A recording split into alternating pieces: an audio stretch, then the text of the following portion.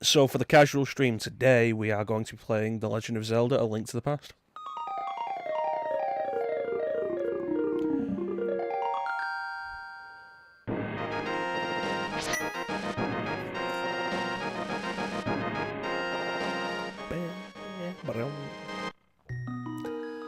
Now, if you have seen my channel on YouTube, it's MechaChrono, if anybody's interested. During the Mario 64 playthrough, I did mention that I had actually fully recorded A Link to the Past, but various recording issues had actually prevented me from playing it. Various issues during recording prevented me from actually making any use of the footage. This is the file from the footage. And because I don't want to fully re-record it again for a Let's Play, what we're going to do is we're going to burn through this entire thing, hopefully, in this stream. So the usual time frame we look at for these streams is about 3 hours. With any luck, we can get through this entire thing in 3 hours. It's probably pushing it a little bit, but, you know, let's see. We'll see how we do. So, Legend of Zelda: A Link to the Past, one of my childhood favourites. This is one of the first games I remember even playing. Because, God, my first system was a Super Nintendo. Love that thing. And it's an amazing little system. Had so much good stuff on it. One thing I will say is, like, the Japanese Super Famicom version of the Super Nintendo, like, this Japanese Super Famicom looks so much better than the American Super Nintendo, in my opinion. And we got that version in Europe, and I love that. The design of the Super Nintendo in Europe and Japan. It looks so ugly and boxy in America, and the controller in America just has the 2 shades of purple for the buttons. But in Europe and Japan, we get the 4 colours, and it's really nice. I love it. America got one step ahead of us there, though, because they got more games than we did, and they got some of the classics we didn't get. Like, we didn't get Final Fantasy III, which, you know, was later revealed to be actually Final Fantasy VI. We didn't get that. We didn't get Chrono Trigger. We didn't get Chrono Trigger until like 2008. I had to wait like 13 years to play Chrono Trigger in Europe. Which, I'll make big bones over Chrono Trigger. I will never forgive that kind of crap. We didn't get it until the DS, that's ridiculous. At least we got Final Fantasy VI on PlayStation.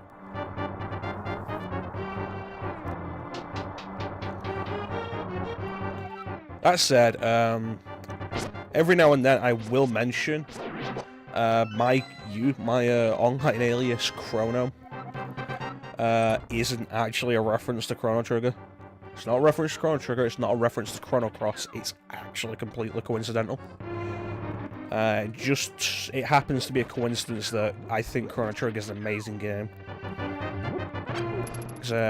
What is it? My alias comes from my PSN ID. That's when I first set it up, and I got a PS3 in 2011. 2011. So that was when I set up my user ID. I was going through a bunch of them trying to get one that would that I liked, that would fit. I don't like having numbers in my username. It always irritates me.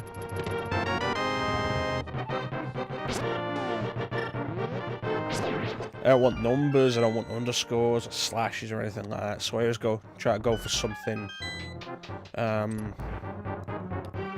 works without that.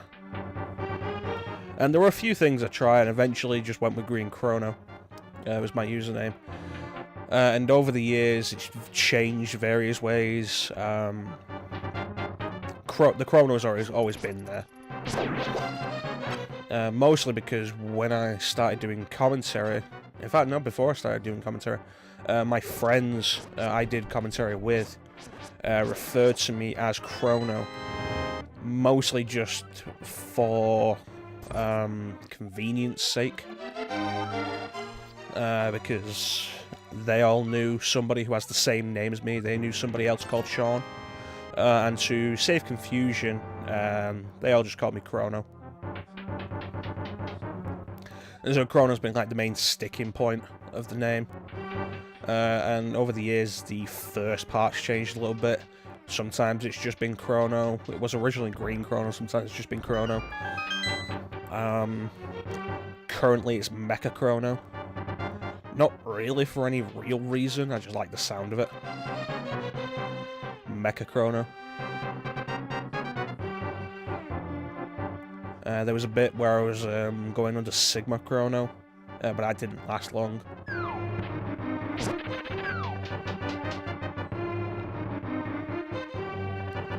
yeah, that's pretty much the origin of my online alias.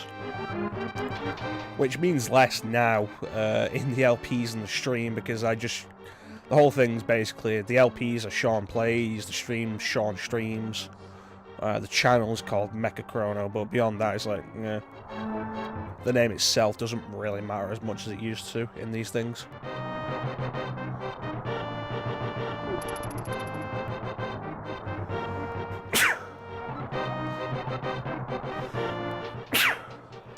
Excuse me. So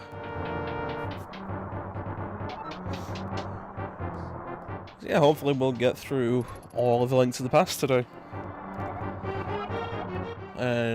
Aiming for about 3 hours. What we'll do is we will play it. We'll just keep playing it. And as we get closer to the 3 hour mark, we'll see how close to the end we are. So I am doubtful that I'll actually make the 3 hour mark. So I'm not a speedrunner. I can blow through this game fairly quickly. Usually in one sitting, but I'm not a speedrunner.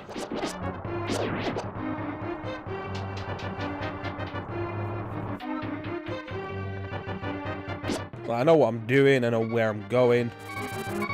Hopefully I'm not going to die here.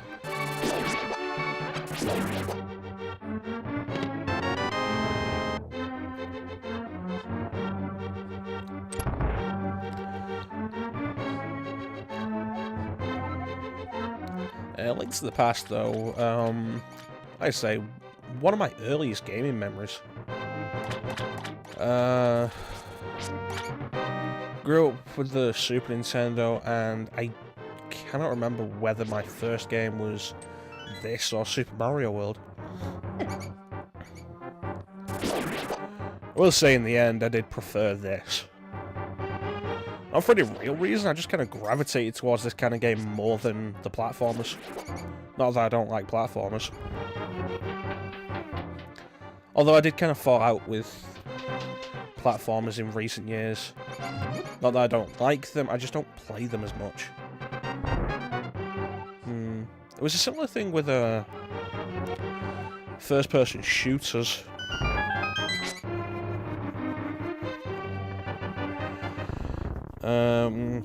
Over the last generation, not the current generation, the last generation.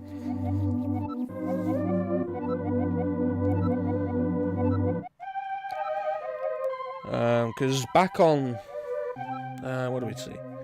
I don't think I really, no, PS1 I had The World Is Not Enough.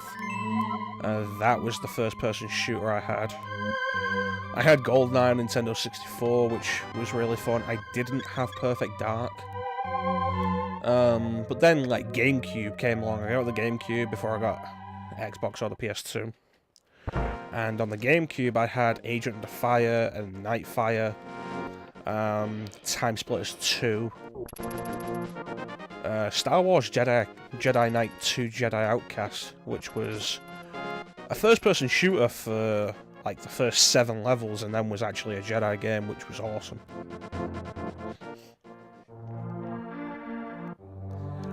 So there was that.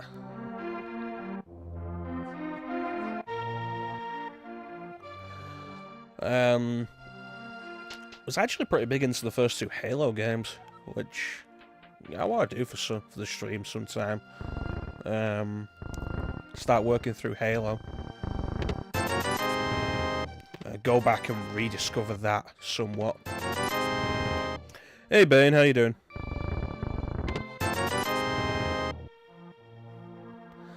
Yeah, go back and rediscover Halo for a bit, but I kind of just dropped off the first-person shooters around last gen. I feel like a lot of it is because Like, the creativity of them just died.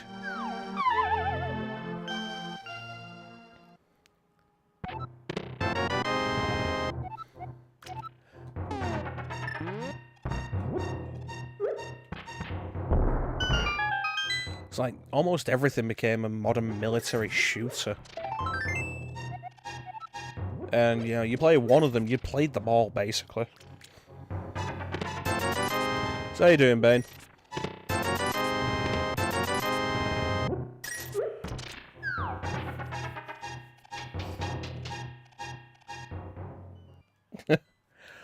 Well, this is a Tuesday casual stream, Bane. You might have missed the intro. Basically, what I said was, I mentioned in the Super Mario 64 Let's Play that I had fully recorded this, but the footage was in the end kind of unusable. But I didn't want to play through this game again for the Let's Play, so I'm just doing it for a stream to get it done with. Blast through this game, hopefully in one sitting.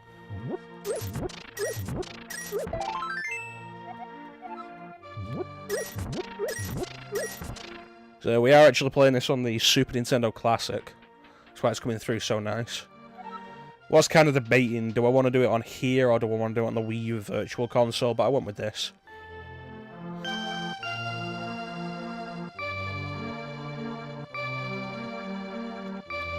Tell you what though, there's just something about coming back to this game after spending a bunch of time on the randomizers that is honestly just really reassuring.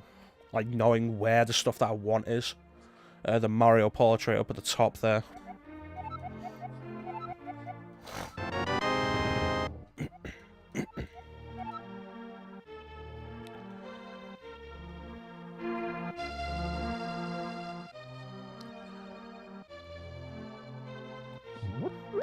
Keeping it old school. That's right, Bane. You know me, keeping it old school all the time.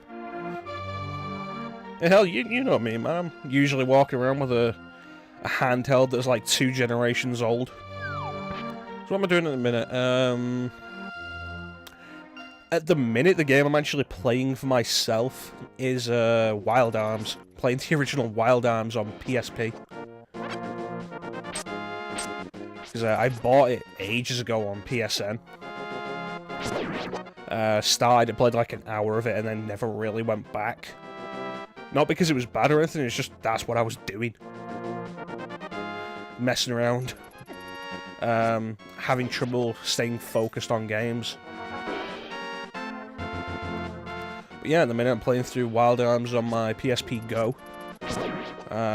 Rather than my Vita, because the PSP Go slides so conveniently into my pocket. And it has that pause game feature, which I also love for playing old PS1 games on the go. Like, there is nothing like being able to effectively save state your PS1 games. So I didn't even know about that until I got my PSP Go. With the PSP, when you want to quit a game, you get the option, you press the PS button or the home button on the 1000, and you get it just like, quit game, yes or no. On the PSP Go, you have the option of quitting the game or pausing the game, and if you pause the game, what it does is effectively creates a save state of the game at the exact point you're at. And you can then return to that when you go back to it. I didn't even know about that when I bought the PSP Go. I just bought it for the really nice form factor. It's like, oh yeah, no, here's this PSP that's actually really conveniently sized. So I picked it up for that, and then discovered the pause game feature, which works with PS1 games and PSP games. So it's like super convenient for just playing games on the go. It's like the most convenient method of playing them. Because I don't like the sleep features. Well, I say that, sleep features in handhelds are something I do like, and I do make use out of. That said, I do not when I'm done playing a game, I will turn it off. I will not put it in sleep mode. And I hate... It's like, oh no, it's like, okay, I'm playing a game on a bus. I'm playing my 3DS on the bus. And, oh, it's time for me to get off the bus. And my ideal situation is I'm in a place where I can save the game and turn it off. And if I'm not, then I will put it into sleep mode and resume to get to a save point when I have, when I get home or when I get a chance to sit down to deal with it. But, no, I don't like leaving my systems on sleep mode because I know I'll forget about that. So the pause game feature is really convenient.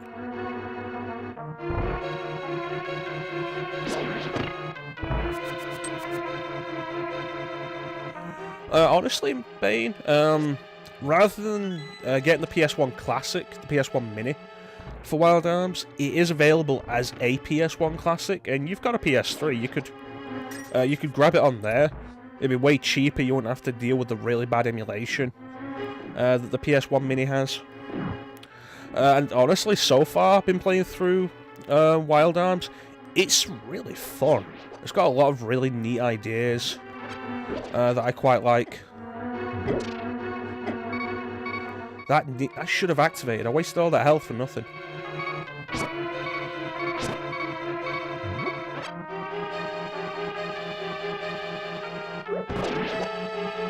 It's really neat. It's got I like the way it does dungeon puzzles. Because you know what it's like in a lot of these old, just not even old, a lot of JRPGs, puzzles in dungeons are just irritating more often than not.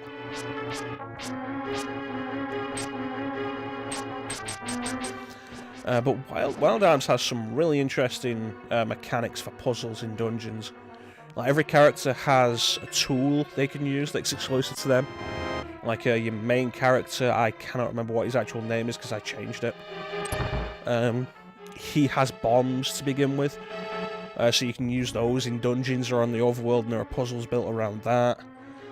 Jack, probably the closest thing to the cowboy in Wild Arms, has his little pet handpan, who can do a bunch of stuff. Cecilia, the mage of the group, has this little teardrop thing, this tear stone, that has a magic use with a bunch of puzzles. And also a watch that will turn back time in specific places. So far, with what I've played, I've really enjoyed the way it works. The game took its time to set up motivations for each of the 3 characters individually. Oh yeah, I need to kill one of these guys.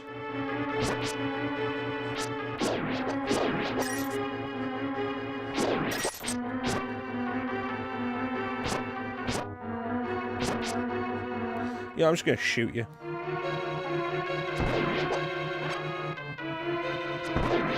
There we go. But yeah, honestly, so far, based on what I've played, I do recommend Wild Arms. Because it's really fun. That was after an RPG to play for myself around the stream and the LPs. And I did kind of settle on Mario and Luigi Dream Team Brothers. Which was kind of charming. I'd gotten really bored with the Mario RPGs because... like, the Mario RPGs have... how do I put this?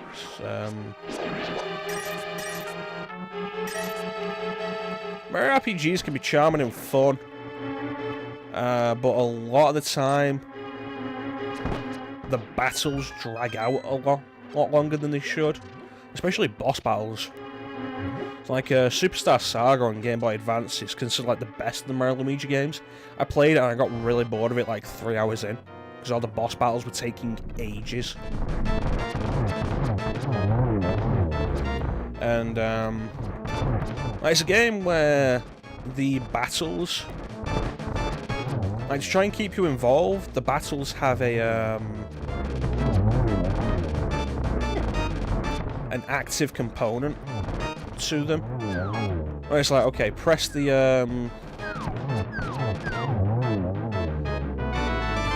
you have one button to control Mario, one button to control Luigi. Press A to control Mario, press B to control Luigi. Make Mario jump on the enemy, press A just as he lands to do more damage.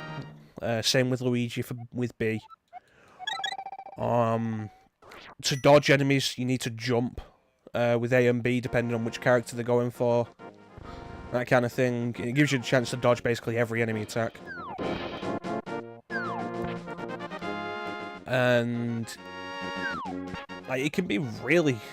You can figure out the boss patterns very quickly.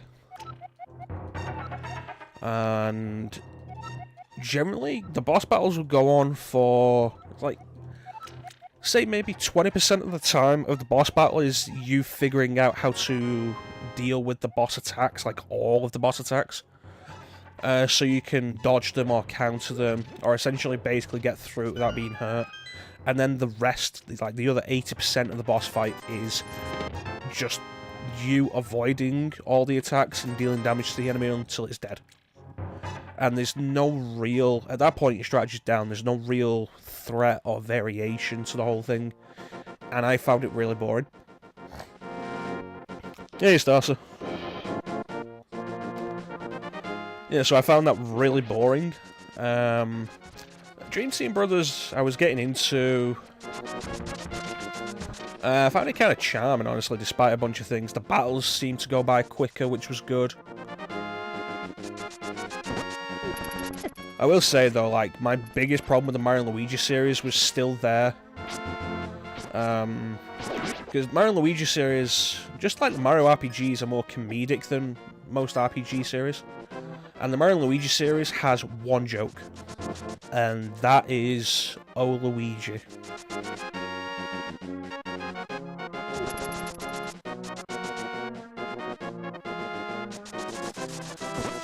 And it's basically like Superstar Saga, first game in the series. You start it, and what happens is, oh no, something's happened to Princess Peach. Mario and Luigi go to the castle, and Bowser's there. And Toad is like, oh, Mario, great, you're here. And, oh, Green Mario. And then that's the one joke the entire series has for the rest of the series. And it's like, yeah, you know what? It's not a great joke to begin with, especially when Luigi is just as if not more capable than Mario in that series. But you know what? It could be the best joke in the world. 5 games in, it's tiresome when that's your only joke.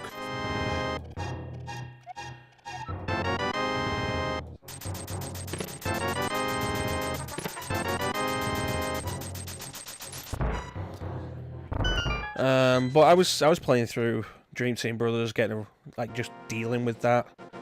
It's not bad, honestly. It was I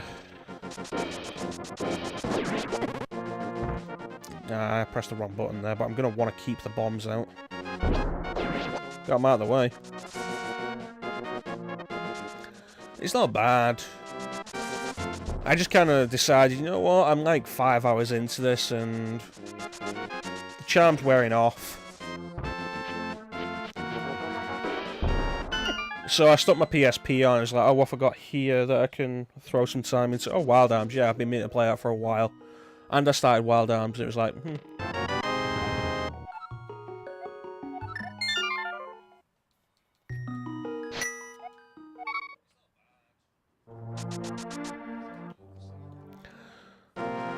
And that's the story of why I'm playing Wild Arms.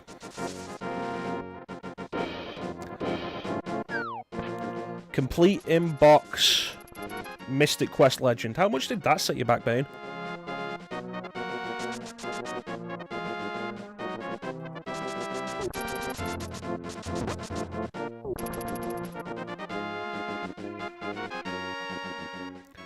For those of you that don't know, Mystic Quest Legend is the European name of Final Fantasy Mystic Quest.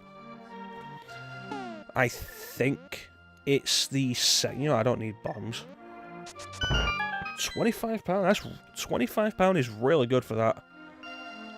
I think Mystic Quest Legend was the second Final Fantasy game released in the UK. Because I'm pretty sure Final Fantasy Adventure, the original Mana game, does actually predate it.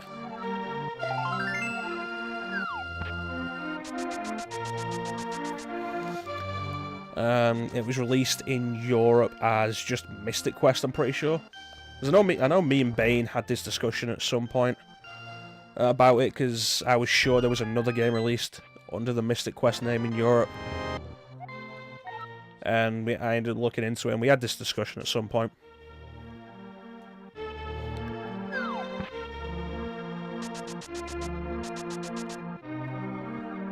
Where am I going? I don't want to go this way.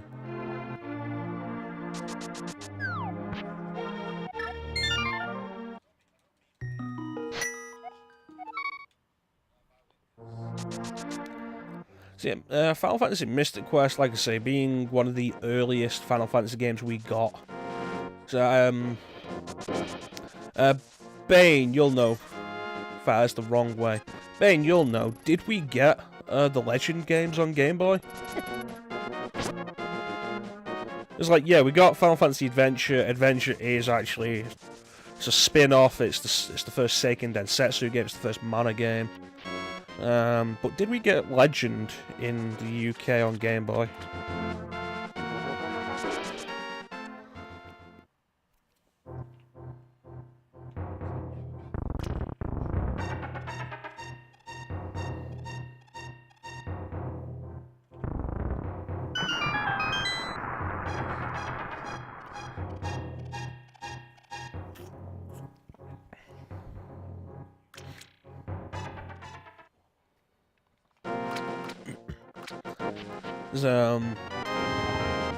Like we didn't actually. I don't think. What am I thinking of?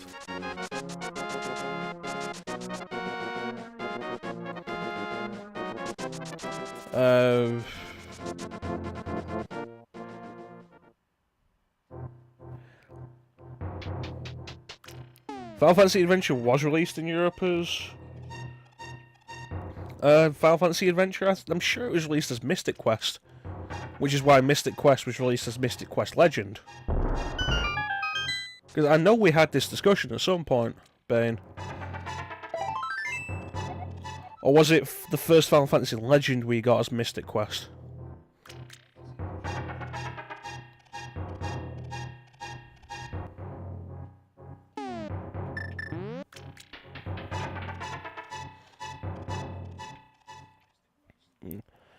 That said, I have the second remake of Final Fantasy Adventure.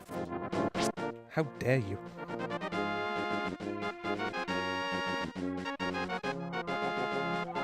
Alright, so we didn't get Legend until Saga Frontier 2. Yeah, for those who are unaware, the Final Fantasy Legend trilogy on Game Boy Advance, on the original Game Boy, are actually the first Saga games, which is another series entirely.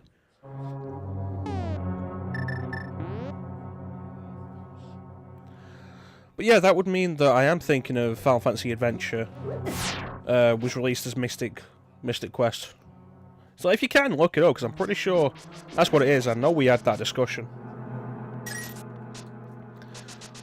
But yeah, Legend, the 3 Legend games are actually part of the Saga series.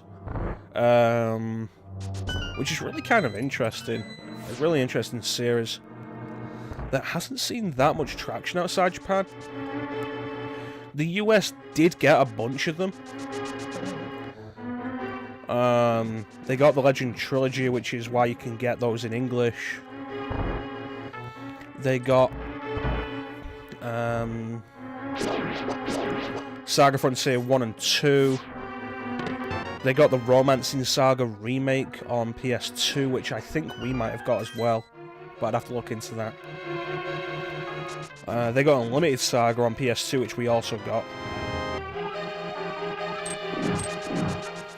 I am hoping the Saga series is making a resurgence with Square remaking Romances Saga 2 and 3. As you may have seen in some of the previous streams, on my Switch menu, I do have Romancing Saga 2, and I've been meaning to play it for a while.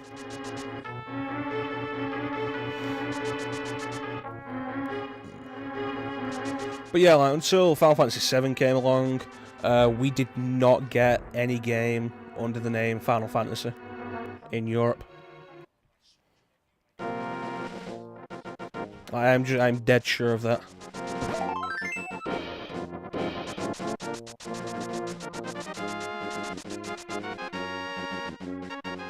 I didn't get the Titan's Mitt. I knew I forgot something.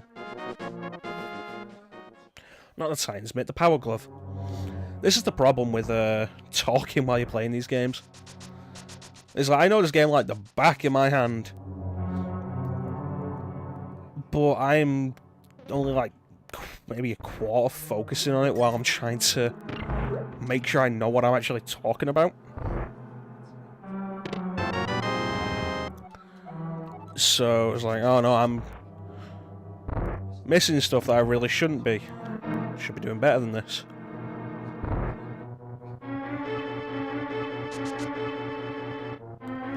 Last Saga game in Europe was Unlimited Saga 2, Unlimited Saga in 2002. I do have Unlimited Saga.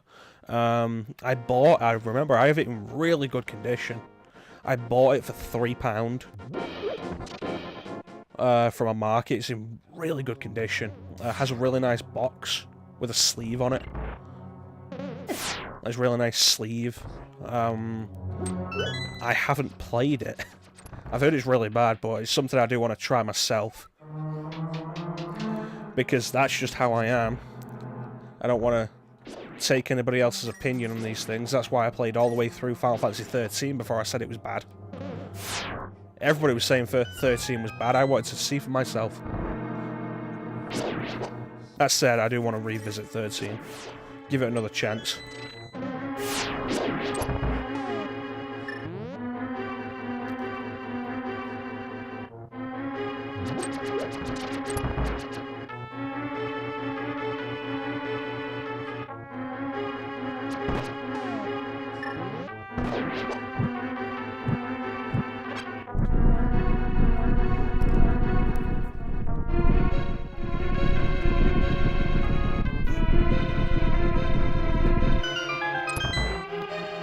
But yeah, I'm playing Wild Arms.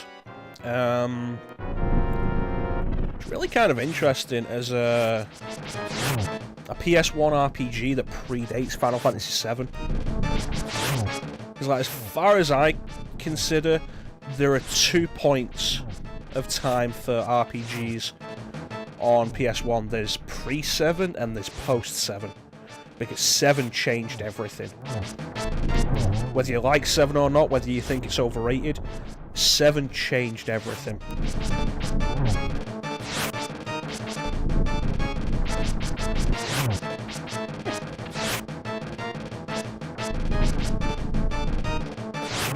And Wild Arms is really interesting to look at as a game that predates 7.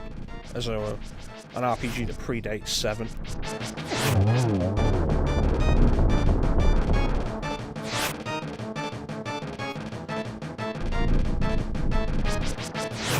There we go.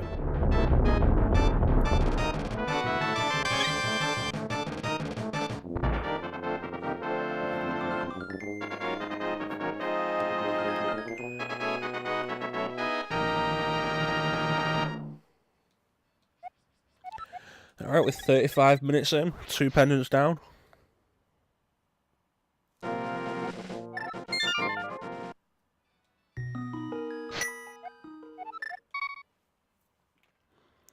Rock and roll.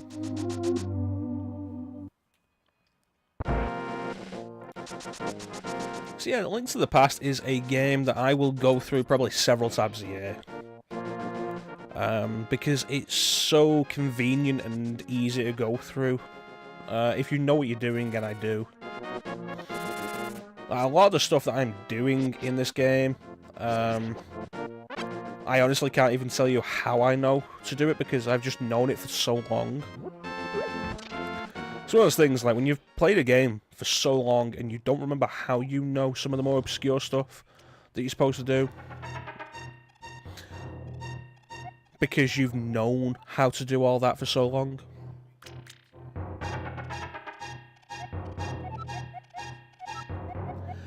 And, like, Link to the Past is one I'll go through most because of... It's quick to get through. Like, Ocarina of Time is a really solid game. It has to be considered one of the best games of all time. And yeah, it's really, really good. Well worth going back to. It takes so much longer to get started. Link to the Past, you can skip through the text a lot faster. It's easy to go through like that. There's no long, drawn-out dialogue sequences. In Ocarina of Time, you start the game, and there's the introduction, and then you get to play. And...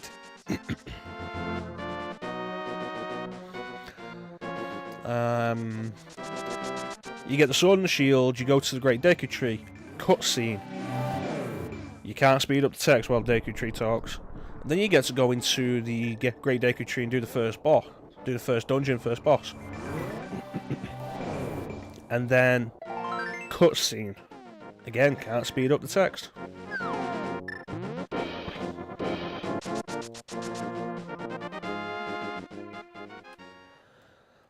And it keeps happening, honestly, with Ocarina. And it's like, okay, leave the forest, cutscene, cutscene. Get to Hyrule Castle, cutscene. Talk to Princess Zelda, long cutscene. And it just takes so long to really get started, and it's kind of the start of the most cinematic aspect that Zelda started going for. And it's not bad, it's just slower to get through. Let's see if I can get this right.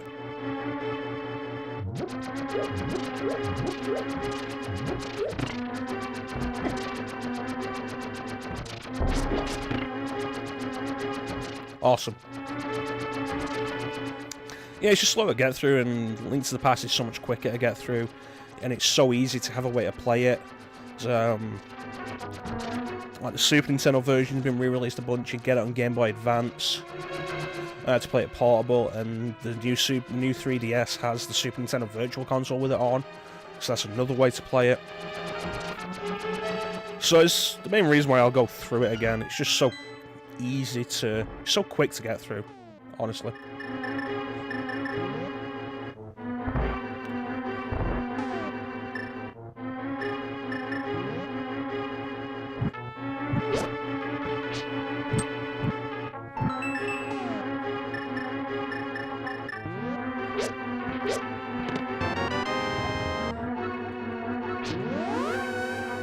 Vandal Hearts predates 7. You know, the original Vandal Hearts might predate 7. But Vandal Hearts is a tactical RPG, and I count those a little bit separately, because in my head, there's with the tactical RPGs, it's not whether they predate 7 or not, it's do they predate Tactics. Because Final Fantasy Tactics did a lot right as far as tactics games go.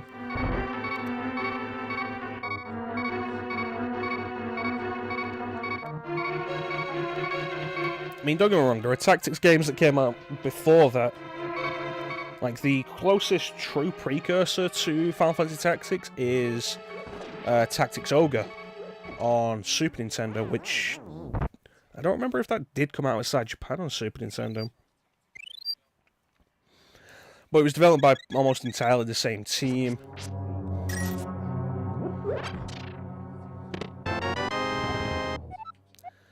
So there's that. Knew I was going to get damaged by that.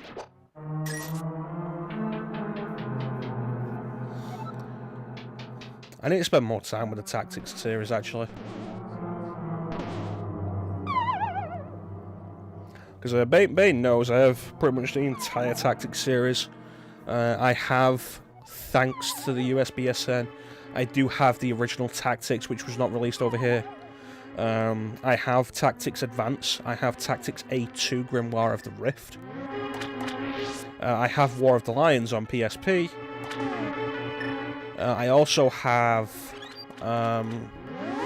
Tactics Ogre, Let Us Cling Together.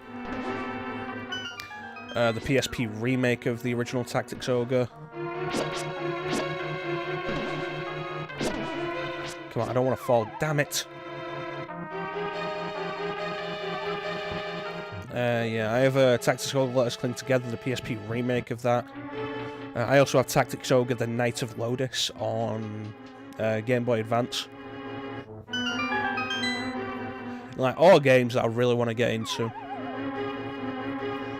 There's really the only strategy, the only tactical RPGs I've ever really put much time into at this point are Fire Emblem. That said, I did pick one up on PS2 not long ago that really interested me, called Stellar Deus, The Gate of Eternity. I picked up from the retro shop I keep telling you about, Ben, that Rewind. And it's got really interesting ideas. The character design in that is from the same designer as, from the same artist as the character designs in Persona 3, and you know I like Persona 3. It's from Atlas, and you know Atlas usually do some good stuff. Nice! One go! Very happy with that. Yeah, you know Atlas usually do some good stuff, and the main point of the conflict in this strategy RPG, this tactical RPG, is religious conflict, which is something you don't see video games do often. And I like it when these games will do stuff like is less common for the themes like that. Like one of the big reasons why Suikoden caught my attention was it's not about a big monster trying to end the world, it's political conflict, and the whole point is usually two countries at war. And it pretty much never turns out as, oh no, the two countries were just being manipulated into war by this third faction, who is actually a monster trying to destroy the world. It's like Final Fantasy VI. Starts off with this big plot being the Gestalt Empire trying to take over the world, and the Returners trying to stop them. And then, you know, it just becomes, oh no, Kefka.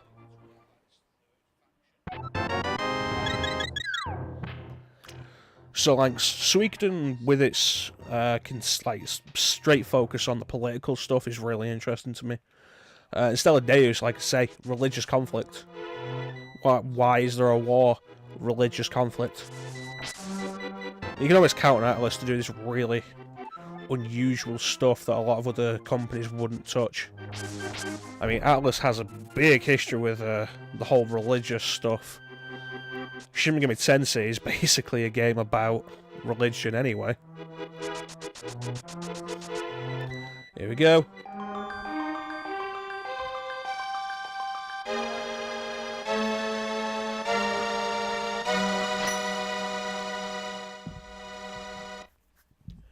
That's the Master Sword. First appearance in the series.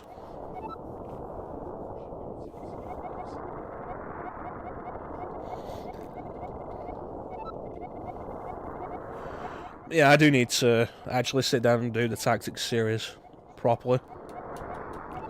Like I said, the only Tactics series I've really... The only tactical RPG series I've really sunk any time into is Fire Emblem.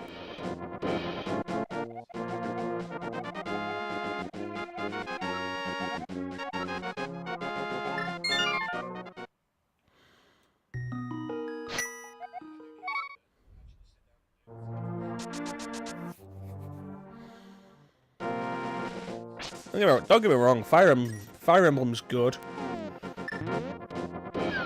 I am quite looking forward to Fire Emblem Three Houses on Switch. The question is, will that be a day one purchase? I'm unsure, so I'm unsure at the minute. We'll see.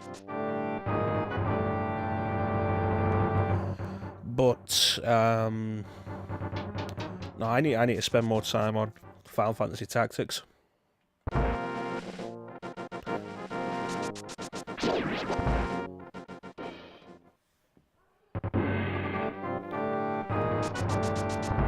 Alright, here we go.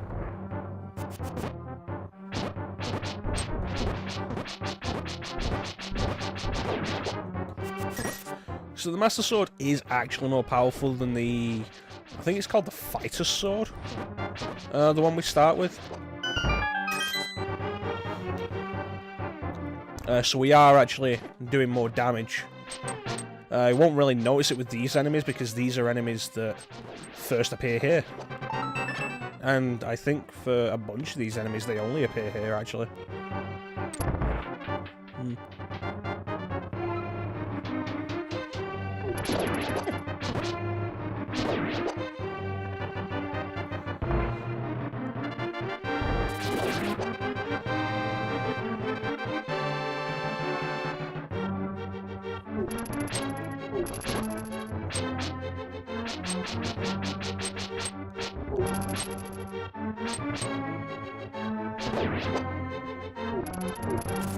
Just navigate my way through this dark room.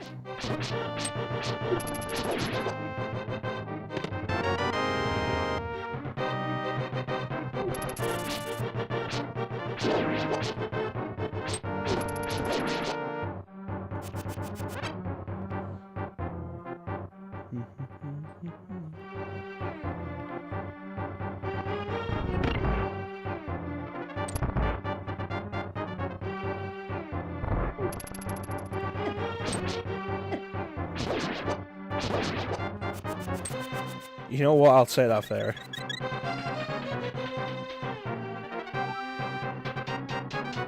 Yeah, Breath of Fire is another series I really need to spend more time with. I had Breath of Fire 4 as a kid. And I did play a bunch of it, but I think at some point the disc got scratched. And then it just didn't work anymore. It's like, oh, the joys of trying to game while younger siblings are in the house, demanding access to all your games. Ugh.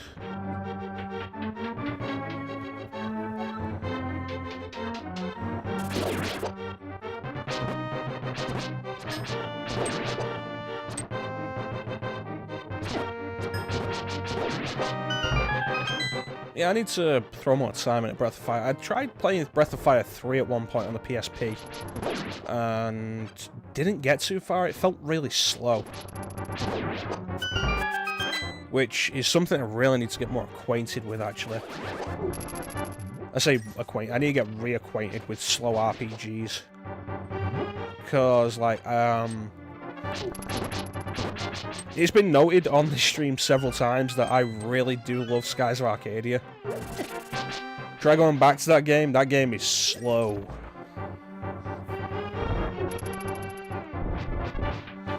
So I could really do with getting reacquainted with these slower RPGs again. What do I have? I have Breath of Fire 3 on PSP. I have 4 on the US PSN, because, you know, they wouldn't put it on the European PSN for some reason. I have 1 and 2 on Super Nintendo. Now, I've heard that 2's translation is, like, infamously bad. And that the Game Boy Advance port just kept the exact same translation with all the same problems. I think this is the first appearance of Ganon's theme in the series. This is one of my favourite recurring tracks.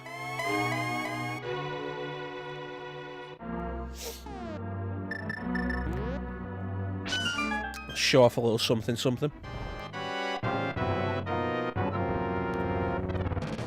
PS1 version of Breath of Fire 3 is superior. I will have to keep that in mind and actually give that a proper go. Interesting thing to note with the PSP version of Breath of Fire 3.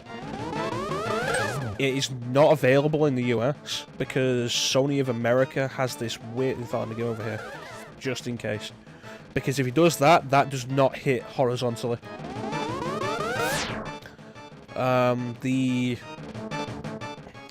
of America has this really weird thing where any remaster, like re-release of a game, has to have like a substantial amount of extra content, or they won't let it be re-released on the system. So they wouldn't put Breath of Fire 3 on PSP. That came out in Europe and Japan only. The same is true of Tales of Eternia, originally released in the US as Tales of Destiny 2 on PS1. America didn't get the PSP version because Sony of America said it didn't change enough, didn't add enough. Again, came out in Europe and Japan. So this is a recurring thing in the Zelda series.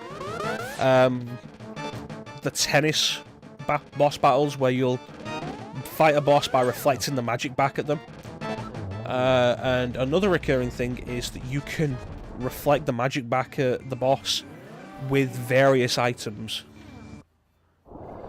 In Ocarina of Time, during the tennis fight with Ganon and Phantom Ganon, you can reflect the magic back at him with the magic bottle.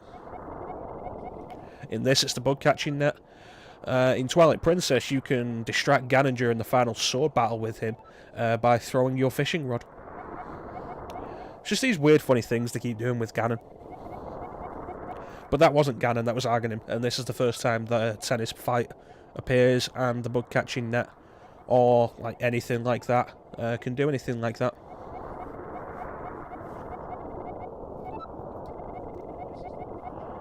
Okay, so we're about 52 and a half minutes in, and we've just got into the Dark World. Can we beat the Dark World in the next 2 hours? It's worth noting the dungeons in the Dark World are considerably longer.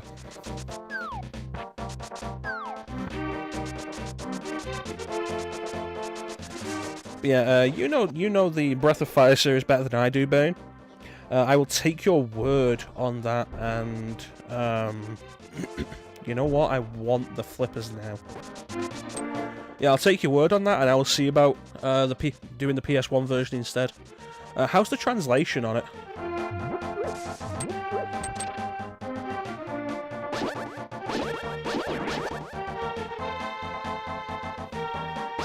It's like usually with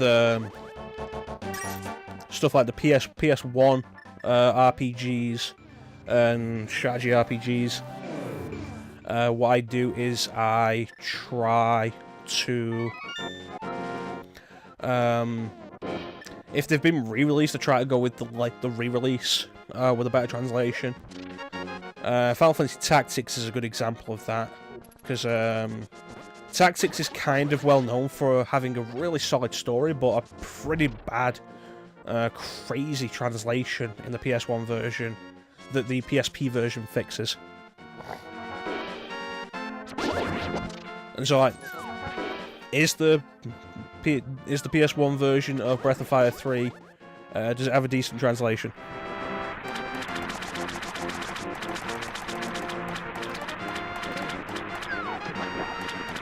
No, this guy has sick moments. Well, that's good to hear. That's good to hear.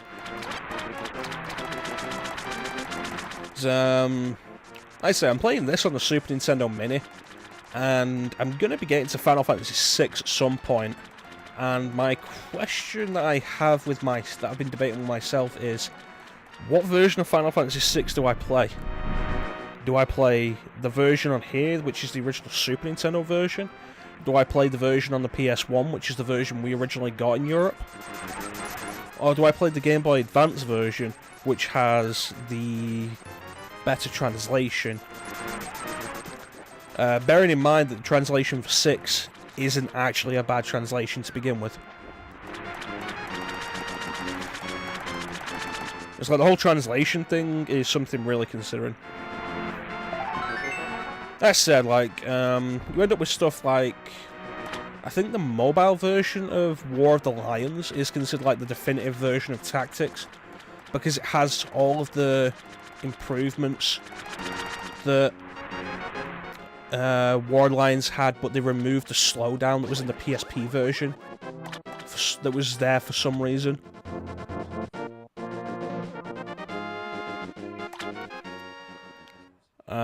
But I would say there is no definitive version of Final Fantasy VI. It's like, the Super Nintendo version's fine.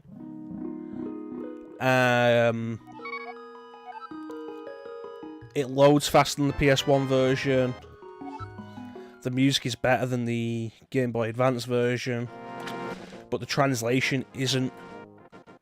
Like, the PS1 version polishes the translation a bit.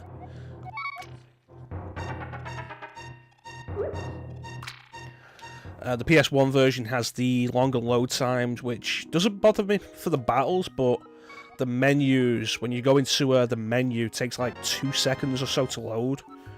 And the number of times you'll need to do that over the course of the game, that builds up. So, there's that. But the PS1 version also has the touched-up translation. Also is the only version released in the West with completely uncensored sprites. Like, the sprites in Final Fantasy VI for the Super Nintendo version were censored. And the sprites in the Game Boy Advance version were less censored, but still censored over the original sprites.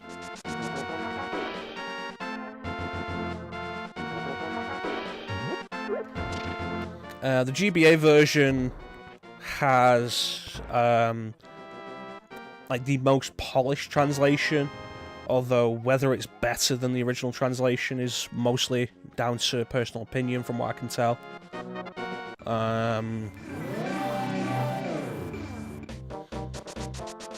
But the sound quality isn't as good. So it is really a question like, which one am I gonna play? So we'll see. I'm gonna get to Final Fantasy VI at some point. I do want to play it more for myself before I go and embarrass myself at it. Because it ain't no 7 or 8. I've not spent anywhere near as much time with it as those two.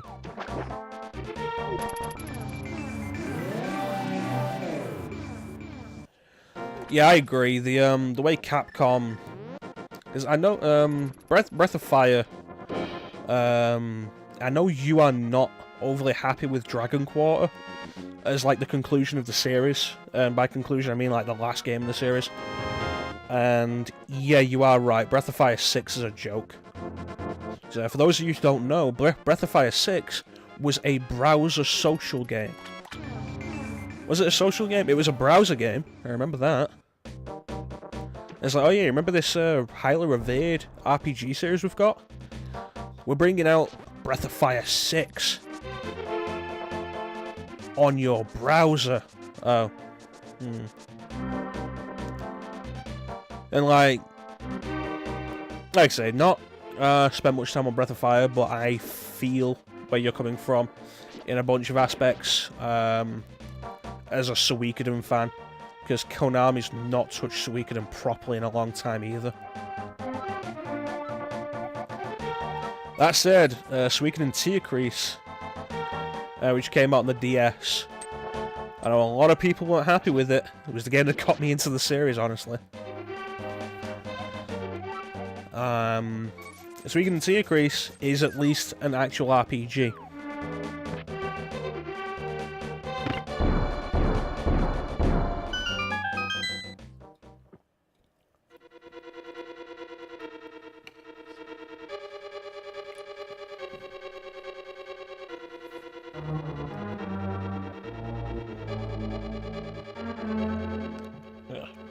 Just finish off my drink.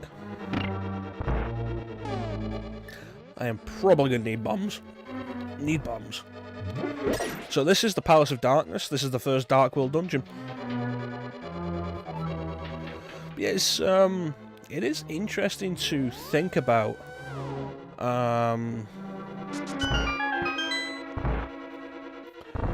Because, like, back in the PS1 era, everybody had their own RPG series. Capcom had Breath of Fire carrying over from the Super Nintendo. Konami had the Suikoden series. Sony started the Wild Arms series. And, like, there were so many going round.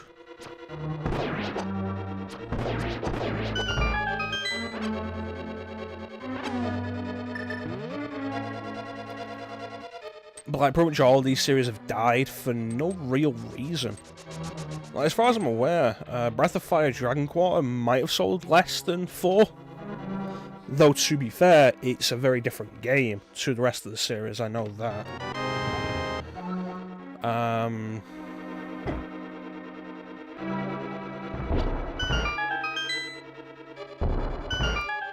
I don't think any of the Suikoden sold particularly poorly. With one exception, I do know that there was actually a port on PSP of Suikoden 1 and 2 in a collection that was not released outside Japan, and it turns out, in Japan, it sold like 20,000 copies on the PSP.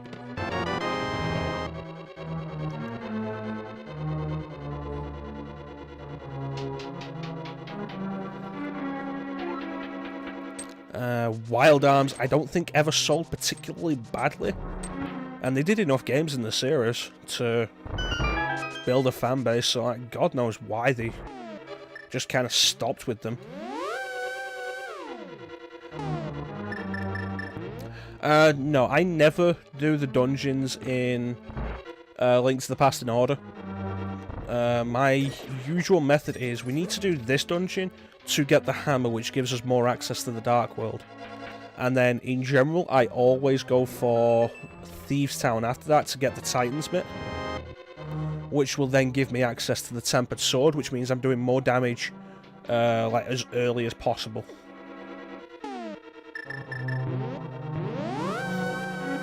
And then from there, it's like whatever order. Although Skullwoods does need to be before the Ice Palace. And of course, we need the. Where am I going? Yeah, I want to go this way. And we need the Fire and Ice Rods before Turtle Rock for Trinex.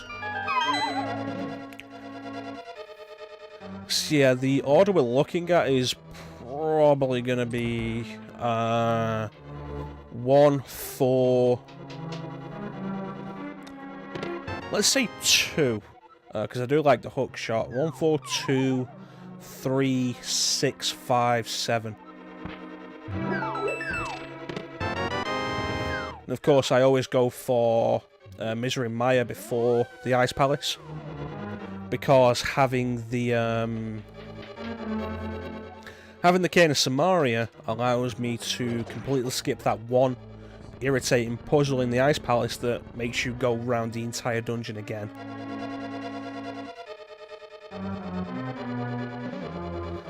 So really, the general order is 1's first, 4's second. I went the wrong way. Yeah, my general order with Link to the Past is 1 is first, 4 is second, 3 and 2 are interchangeable. Then it's 6, 5, 7.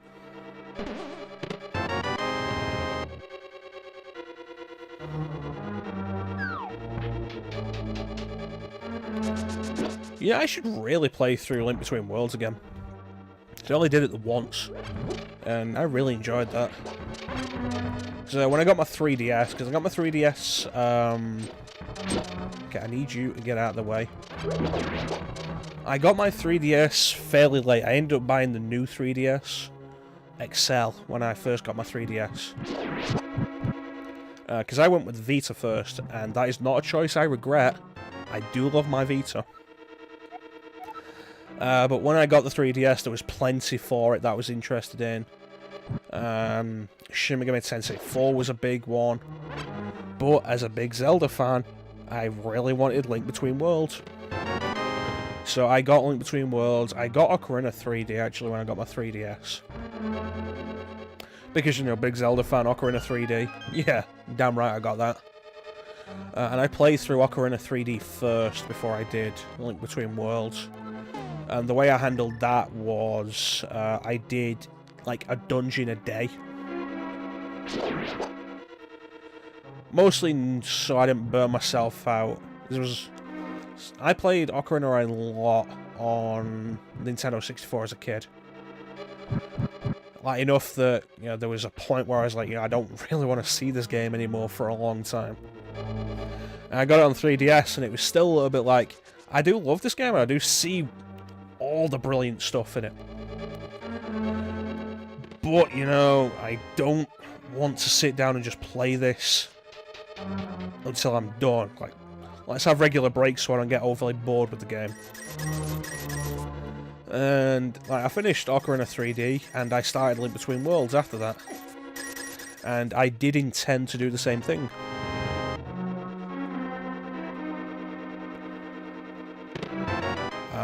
So I started Link Between Worlds with the intent of a dungeon a day.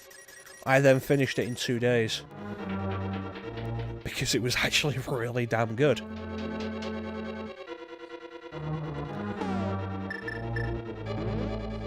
Nah, you know, I don't need the magic mirror.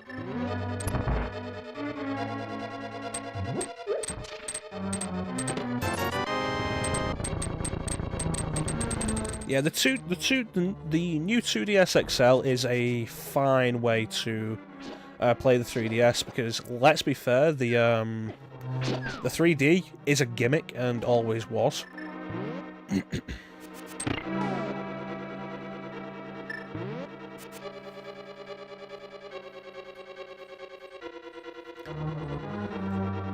So the new 2DS XL is really nice. One feature I do really like about it is it's much easier to get to the SD card, the micro SD card, than on the 3DS and the new 3DS and the new 3DS XL. Because to do it on the new 3DS and new 3DS XL, you have to unscrew the back, so that's irritating. But it has that really nice clamshell design that I like. So I have a new 2DS XL now. So I did actually sell my new 3DS XL. I sold it to Connor. Actually, you know Connor. So his 3DS XL is actually my old one. And I got a standard 3DS. A standard new 3DS. Like the smaller one. And I got a new 2DS XL. And the standard is for me just playing games. The standard's for me to carry around in my pocket. It's a very convenient size. And the 3DS has a lot of stuff you can play on it. The 2DS XL is for me to play at home.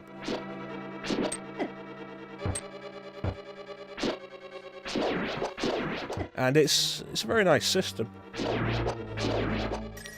Although one thing I do notice is the speakers aren't actually as loud as the new 3DS on the 2DS XL.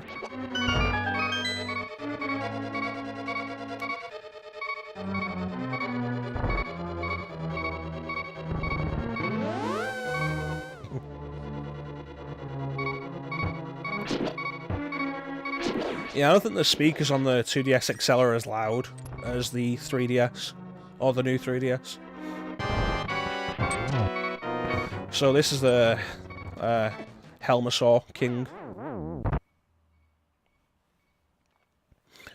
But yeah, the 3DS, the new 3DS, really good. And the new 3DS has the, just a new line of 3DSs and the 2DS.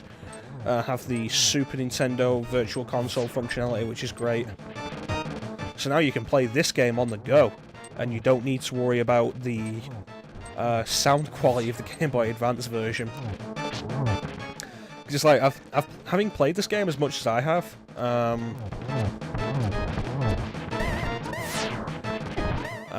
playing the Game Boy Advance version and being able to hear the sound difference, like, because the Game Boy Advance sound quality is not as good as the Super Nintendo. Being able to hear it without a comparison was really... It's kind of off-putting. Like, you know, it should sound this way, but it sounds a little bit different. But now you can play this version, portable, and it's really good.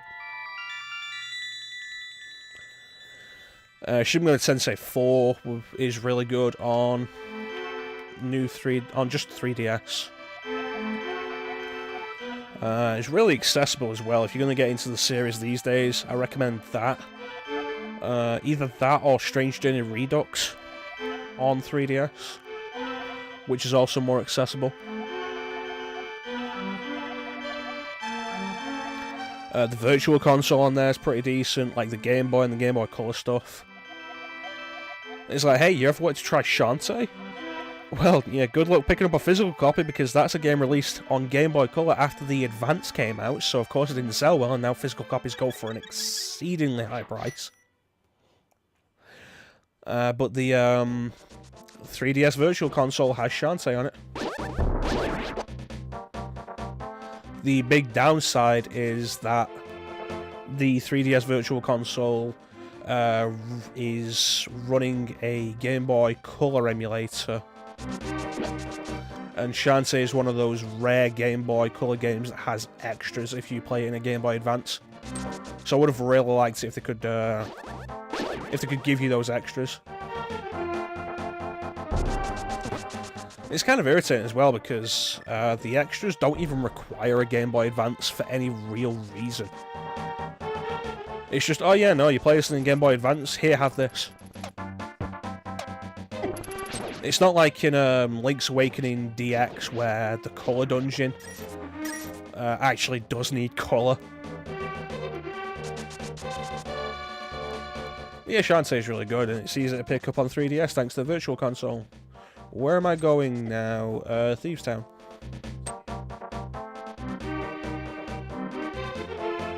I actually want to get the flute as well, that's not a bad idea, on the way.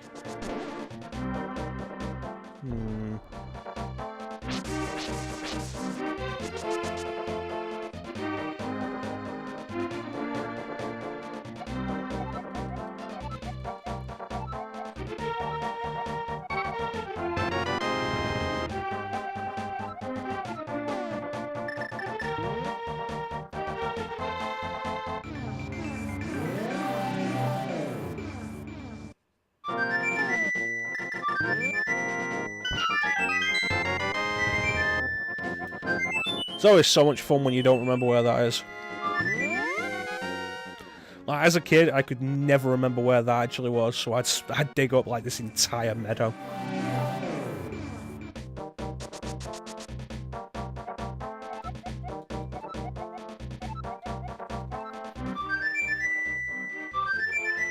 So this is easily one of the darkest parts of A Link to the Past.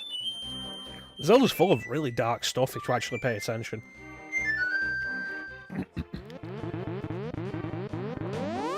And that guy's a tree. And that's not because we played the flute. He was turning into a tree, and his last wish was to hear the sound of the flute. Did I die? Yes, I did. I want that fairy. Get away from me, you...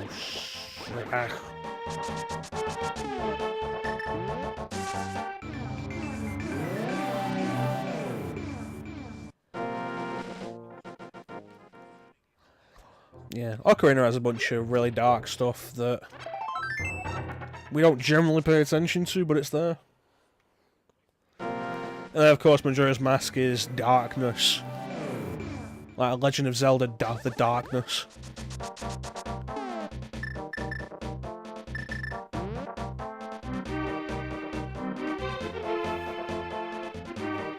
Twilight Princess tried to... Twilight Princess tried to do a dark Zelda game. Whether it succeeded is really up to you. But it was a lot more in your face about the darkness than any of the previous games. That said, I am long overdue to replay Twilight Princess.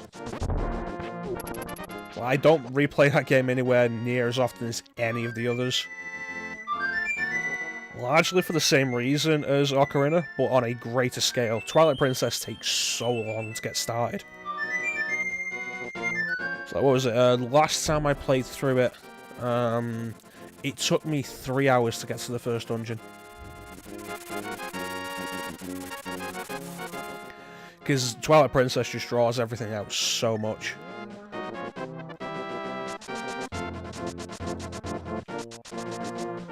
And the whole cinematic aspect of it is just really overdone. And like the first time you play through it, yeah, it's really, really good and interesting, and the story is something you'll be interested in. On repeat playthroughs, you're probably going to want to skip that and get to the actually playing the game. And you can't. So that's always just... And beyond that, I've never actually finished Skyward Sword. I know a lot of people complain about Skyward Sword. I've never finished it because I could never be... Oh, another fairy. Let me grab that. Come on, get back here. There we go.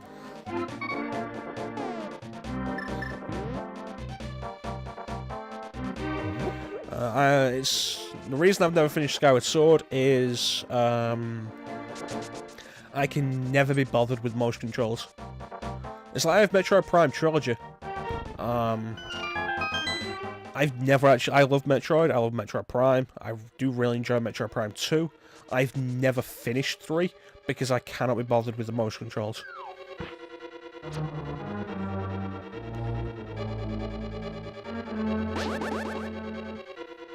Every time you think of Ocarina of Time, you can't help but think of the streamer who fell asleep while live. You know, I don't think I know the streamer you're talking about. I do know there was a streamer who became something of a minor meme in the Zelda community because he fell asleep while speedrunning Majora's Mask. And the meme part of that was the moon crashing into Termina while he was asleep, and the chat was like, wake up, they're dying. So that was kind of funny. Streamer meme that I have seen with Ocarina of Time was a streamer doing a blindfolded speedrun of Ocarina and got to the Spirit Temple and just misjudged his placement. And because he misjudged where he was in this one room, like, that was it. He couldn't figure out where he was. He thought he wasn't where he thought he was, so nothing was working out the way it was supposed to for him. And, like, that was honestly really interesting to watch.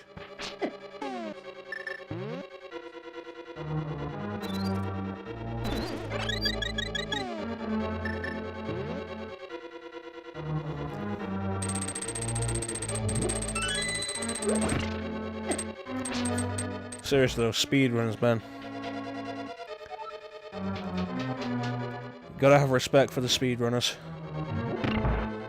I cannot play any one game that much that I will be able to get through it that fast.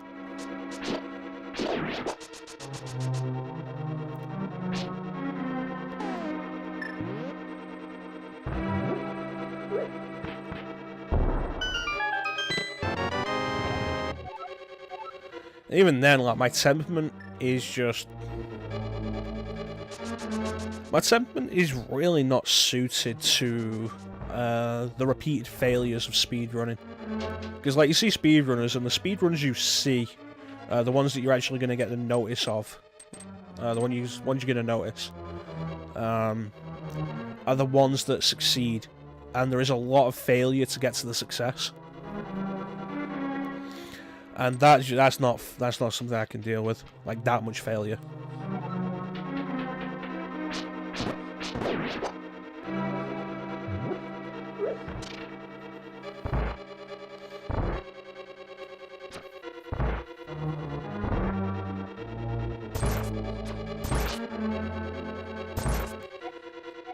Hey, how you doing?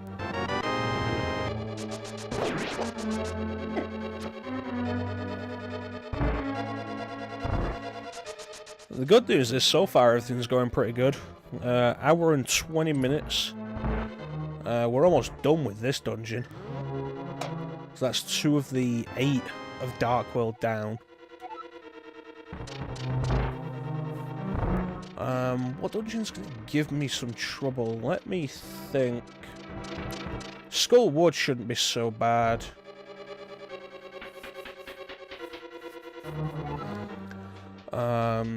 Swamp Palace is long, honestly. There's not really any way to circumnavigate it. Because like a lot of these dungeons, if you know what you're doing, if you know where to go, you can get through them really quick. Swamp Palace requires you to go pretty much through the entire dungeon. Ice Palace, we're going to do that after Misery Mire, so we have the Cane of Samaria, so that will make things easier. That will speed that up immensely.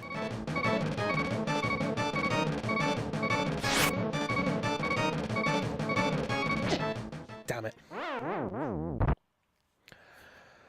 Misery Mire, if I remember the route for it, that shouldn't take that long. Oh! That might be the fastest I have ever taken down blind. That was 1 cycle. Took him down before I managed to go to the bottom. It was very close, but didn't actually move to the bottom. I'm actually really happy with that. It was a good blind fight. There was the use of the fairy, but in general, that was actually a really good blind fight. I'm happy with that. Turtle Rock. If you don't know what you're doing, Turtle Rock will take ages. If you do, it doesn't take that long. Ganon's Tower. Again, Ganon's Tower has a lot of extra rooms you don't need to go in. If you know what you're doing, so much faster.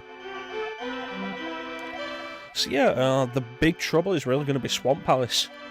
If I remember my way through Misery Mire, the big trouble will be Swamp Palace. World record for Resident Evil 3 is 40 minutes. Flat. Nice. Exact. I did watch a streamer once who was attempting a world record run. I saw him do 2 runs before he called it quits, but I think he'd been doing the stream longer than that before those 2 runs.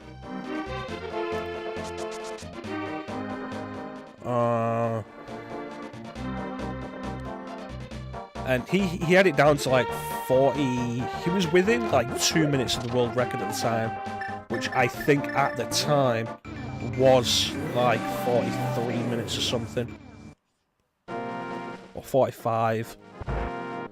So he got very close, and watching somebody blast through RE3 that fast was amazing.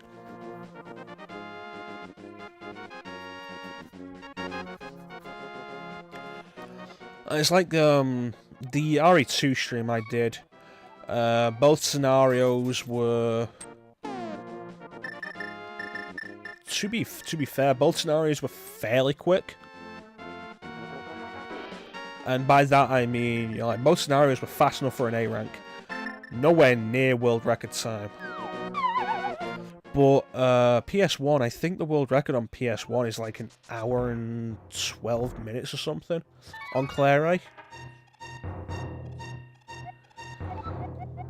It's like, you know, I could consider going for that, but I make so many mistakes in Resident Evil 2 every time I play it.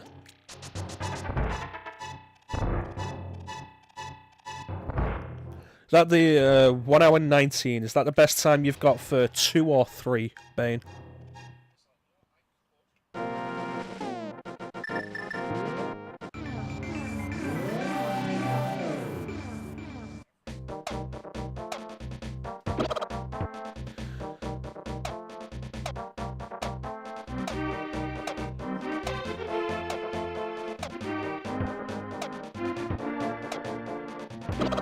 Best time for 3. That's still a respectable time.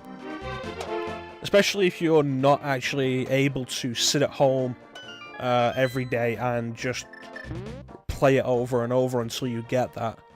Because like, a lot of your speedrunners you see do have the time to just sit down and play the one game for like the extended periods of time. And like, you know, when you have the time to go through RE3, say like 7 times a day, it's not surprising you can get it down to under an hour.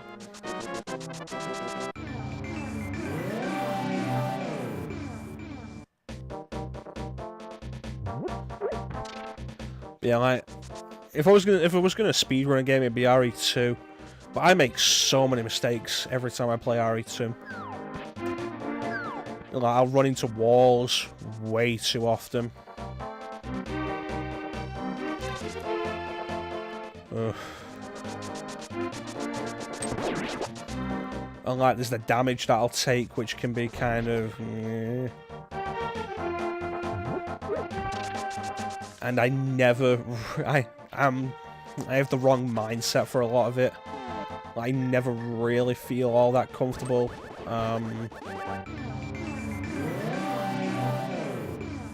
Like, leaving ammo behind.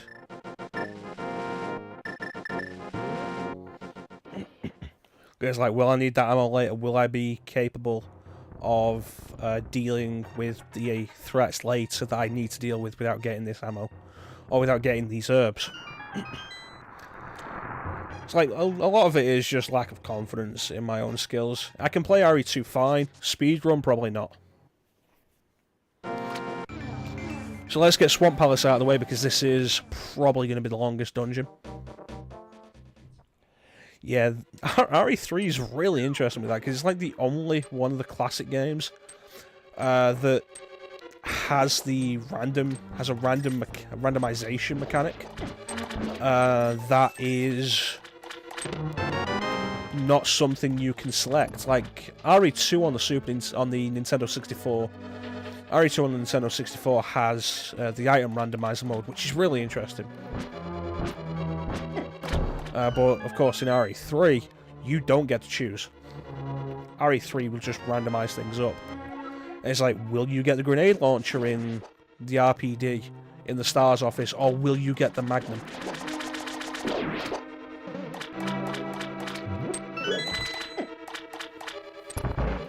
Are these zombies here, or are they over there? How many zombies are here? Hopefully it's not that many, I can deal with it. Oh no, I got bad luck and now there's a bunch of zombies there. It's like, RE3 is weird with that. And I suppose it's probably a deliberate decision, because RE3 is like the shortest Resident Evil game. By design. It's certainly like the shortest of the main series by design. Because RE1 and RE2 have like 2 scenarios, Chris and Jill. RE2 has Claire and Leon. You know, Leon A, Claire B, Claire A, Leon B. Of course, Code Veronica is just really long. But then RE3 is like the shortest of them. So the RNG is probably just to encourage replay value.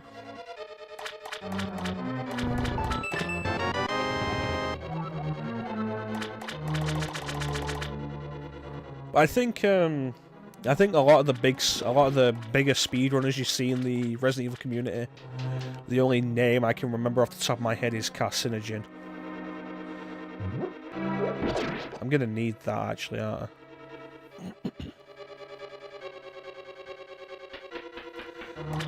Or is that another key door? That's a key door. Alright, on we go.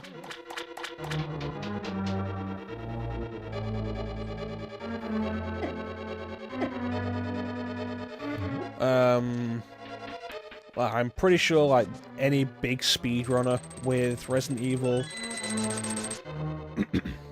with RE3 is like fully aware of all the variations the randomization can go, because it's not that many there's not that many variations to RE3 for each situation that can be randomized.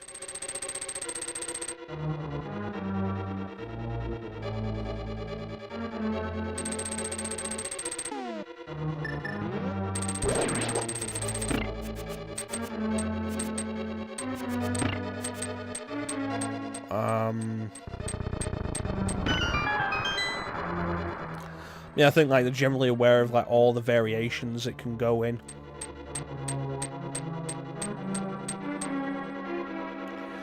Yeah, I imagine getting the grenade launcher is the preferred result in the STARS office, because you can just... Grenade ammo isn't as difficult to make as Magnum ammo. I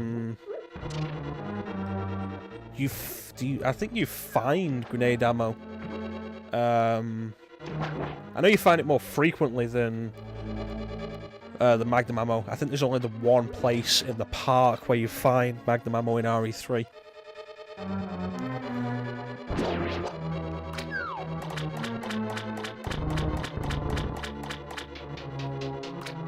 It allows you to skip part of the voltage puzzle. You talking about like if you get the grenade launch, just skip the Magnum? Is that what you're saying? I mean, it's not entirely out of the question. The freeze rounds, I think the freeze rounds are actually better than the Magnum rounds in a lot of situations. I never forget whether I want that chest. Well, I never remember whether I want that chest. I always forget whether I want that chest, that's what it is.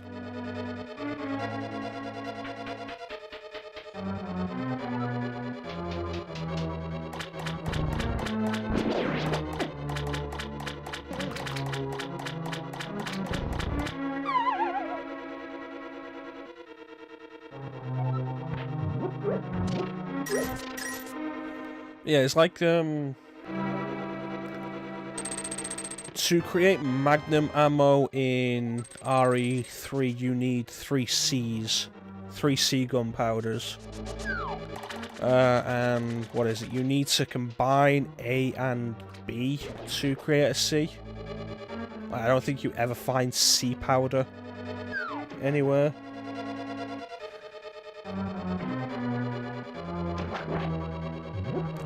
C plus C for freeze rounds, they slow menaces down. Yeah, and Magnum ammo is C plus C plus C. I know that gives you like 24 Magnum rounds, which is impressive. I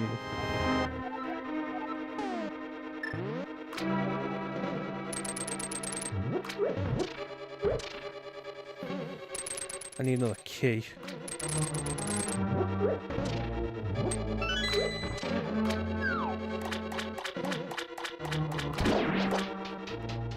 At least that was only a small thing I forgot.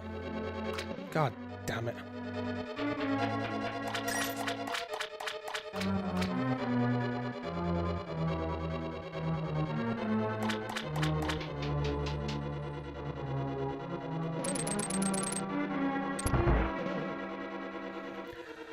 Yeah.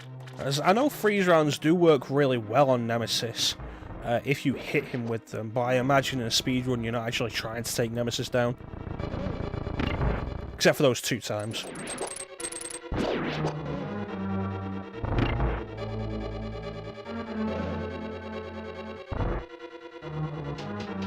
Is this what I want? No.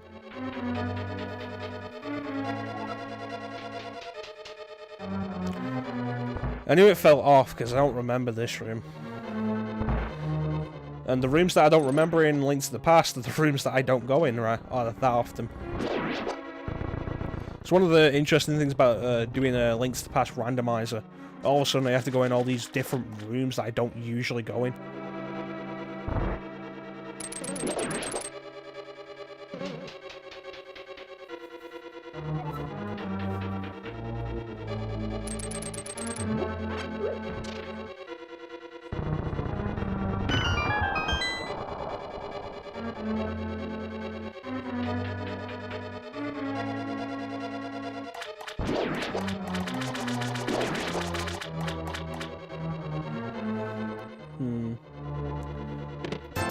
I need to get more practice on RE3.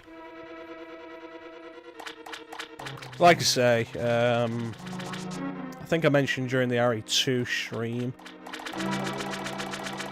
like, it got to the point where it's like, okay, if I'm playing Resident Evil, I ended up just going to Resident Evil 2 so much, to the detriment of like every other Resident Evil. There's like so much I don't remember about a lot of them.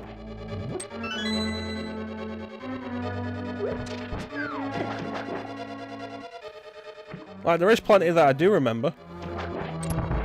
But then there's a lot that I don't. Alright, this is Argus. This boss idea actually makes a reappearance in Majora's Mask.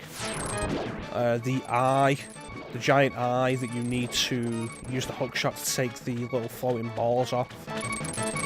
Makes a reappearance in Majora's Mask, but is named Wart there.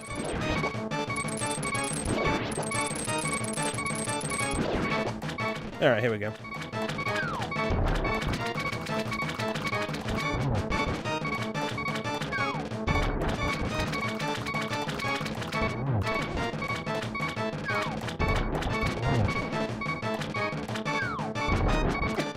Damn it.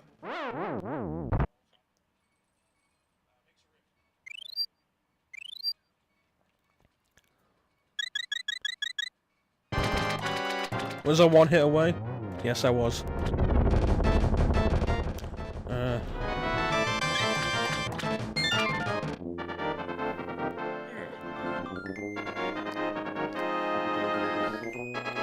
You only use the freeze rounds in the clock tower and waste disposal fights. Never confront them during the game. No point unless you want the items and weapon parts. Yeah, that's what I was thinking. Like the two really mandatory fights with Nemesis. When you have to fight him when you're infected at the clock tower and during the fight in the waste disposal. Because, like, if you're speedrunning, you wouldn't be taking him out every other time. That said, if you're speedrunning,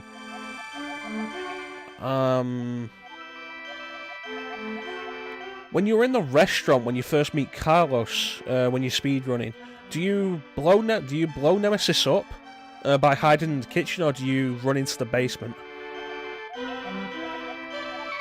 Because if you blow Nemesis up, does he drop a guarantee? Is there a guaranteed drop he has there, or is it, if it's the first time you take Nemesis out, is it always going to be the handgun parts?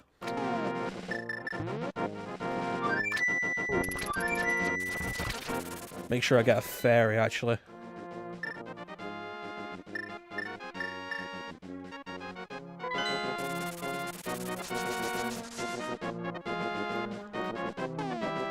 Usually in my standard playthrough, what I would do is I would get the 4th bottle.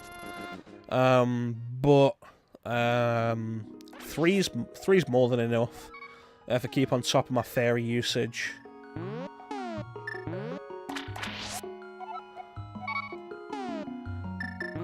Yeah, three's more than enough if I keep on top of my fairy usage, and it saves us time in getting that 4th bottle. Oh, you blow him up. Does he always drop handgun parts, or does he drop like the first aid spray box there? He does drop the handgun parts, yeah, alright.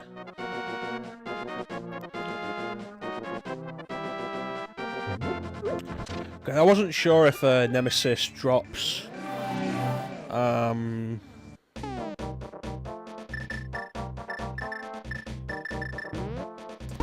I wasn't sure if he drops the first aid box there. Which, like, the first aid box is one of the best things about RE3, honestly. And I really wish that,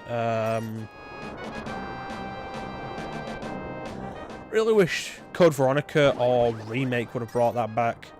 It's like, yeah, you know, first aid sprays do lower your rank, but, you know, on your first time through, or in the case of RE3 where your rank means absolutely nothing, being able to carry 3 first aid sprays and have it take up 1 space in your inventory is really good.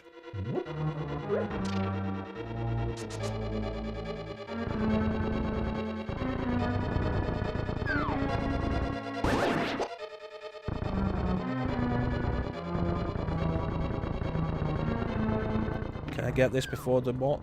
There we go. Awesome.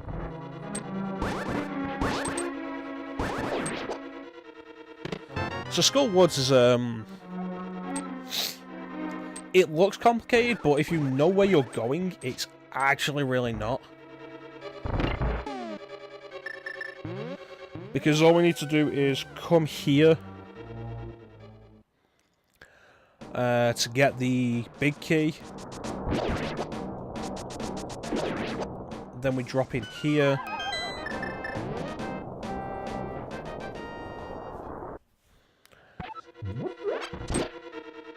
Put a bomb here.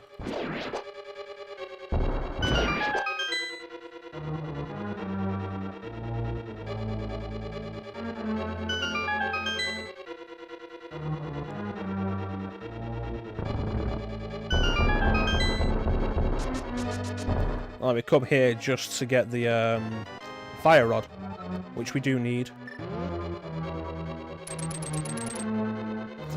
Let me just leave.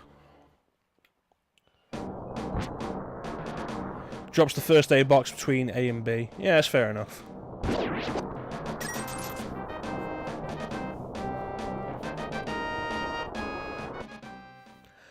We go back in here. Just go through here. Ignore everything in this room. Don't bother with that door at the top.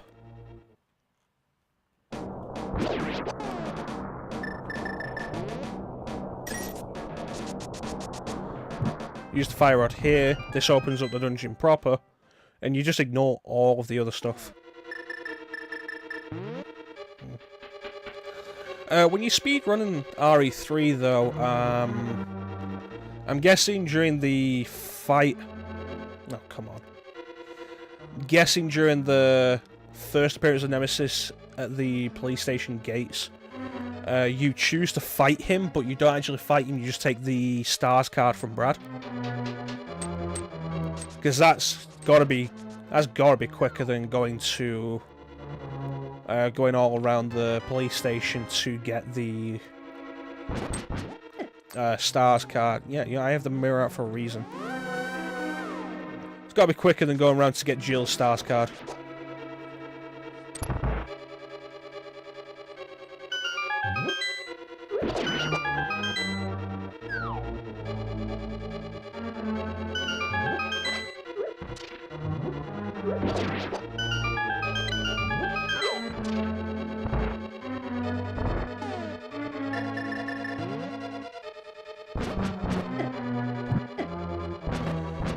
Gibbos take so much damage in this game unless you throw the fire rod at them.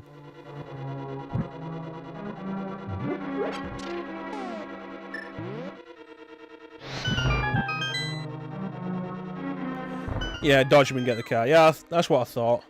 That's generally what I do when I play RE3.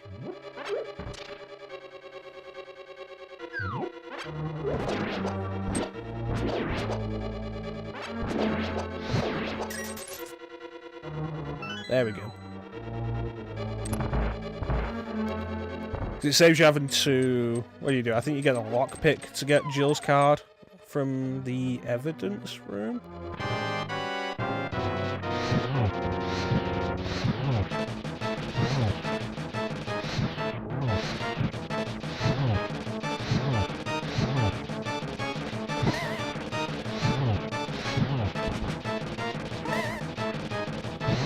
There we go.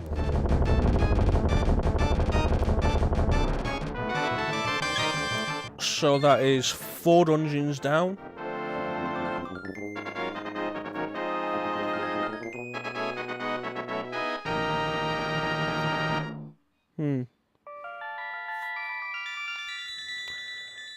Yeah, I did actually, there's a Let's Play channel that I am very fond of. If you check my channel, I am subscribed to them, called the Super Gaming Brothers.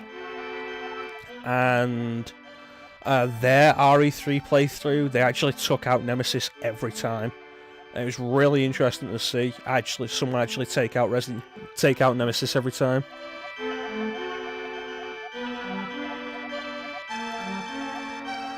Because especially like the first time outside the police station is really difficult because you don't really have much there. There's the point where he jumps through the police station. He jumps through the window in the police station. and that's really tricky. The kitchen's easy because like you just need to throw the... You need to hide in the kitchen.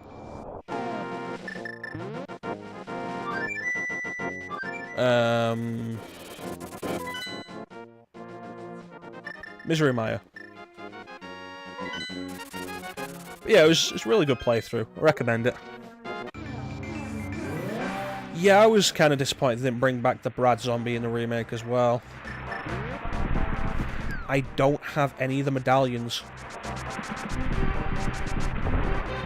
So what I'm going to do, actually, is I'm going to grab this piece of heart, because I am one away from a new heart container.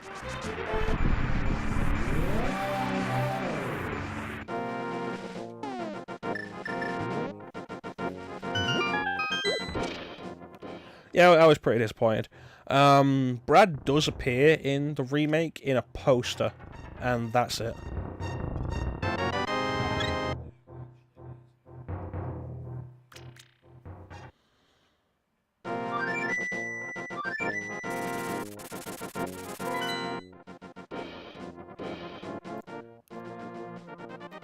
I think Ether's the one on Death Mountain, but I am going to need Quake as well. Which I might as well get while I'm remembering medallions. I don't need Bombos, but... I should have got Quake while I was getting the flippers, actually. Yeah, he appears in the poster, yeah.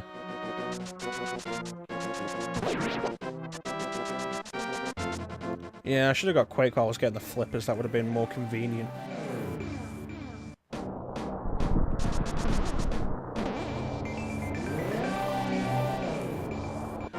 And the Book of Medora.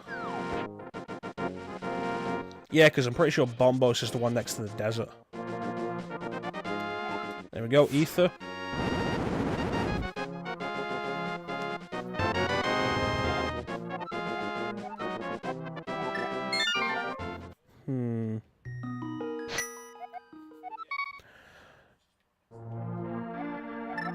Sanctuary is closer.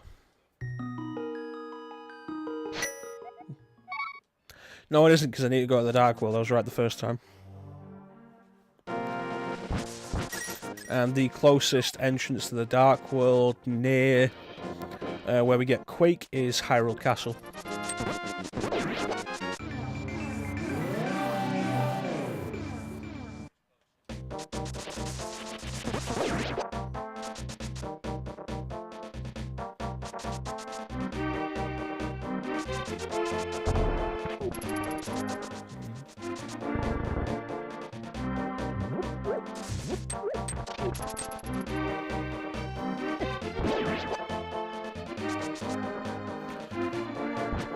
You know what, I will get Bombos, because I can do that actually pretty quickly. And Bombos will actually speed up Ice Palace.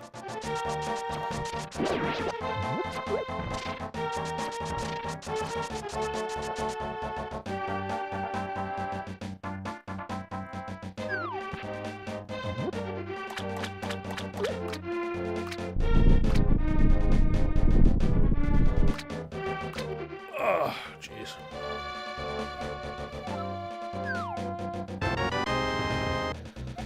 So there's Quake, we need that for Turtle Rock.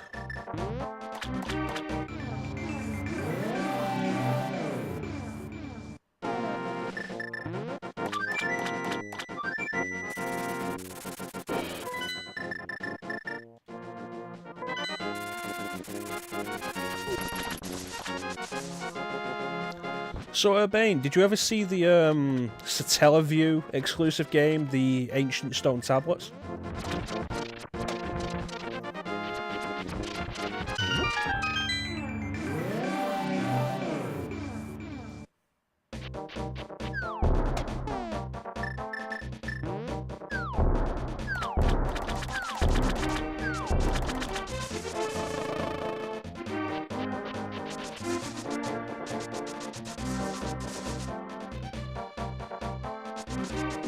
Go.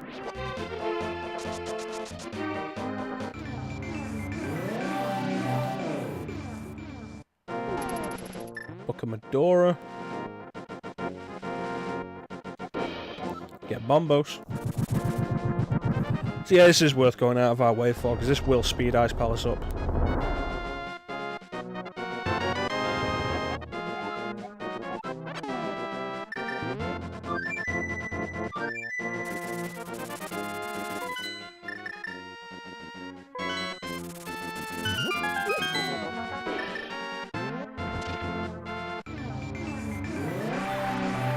Alright, we're coming up to, we're about 1 hour 50. Can we get the rest of the game done in the next hour or so?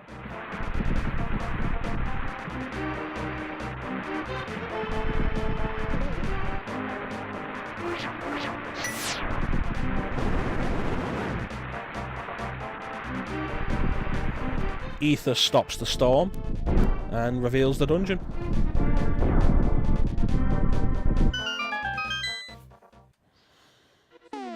And now we'll never use it again. Like, Bombos has actual utility. Ether does not. Wizrobes, or Black Mages if you prefer. You are intended to go to Ice Palace first, and the treasure of Ice Palace is actually the blue mail, which increases our defense. And as a result, we're expected to have higher defense when we come here. And that means, like, the Wizrobes are programmed to hit harder than a lot of enemies up to this point. So they do 3 hearts of damage if you do not have the blue mail. And I do not remember where I'm going. It ain't this way.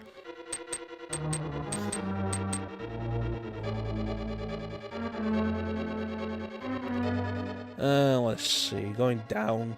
I don't think going down is going to get me anything, but... Nope. See, I have these instincts for things like this, and then I don't listen to them because, oh, what if my instincts are wrong, but then my instincts are right? And it's like, oh, good work, Shaun, you just wasted my time.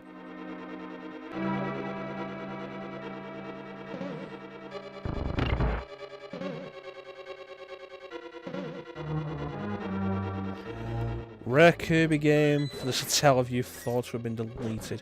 Yeah, I think I heard about that, actually.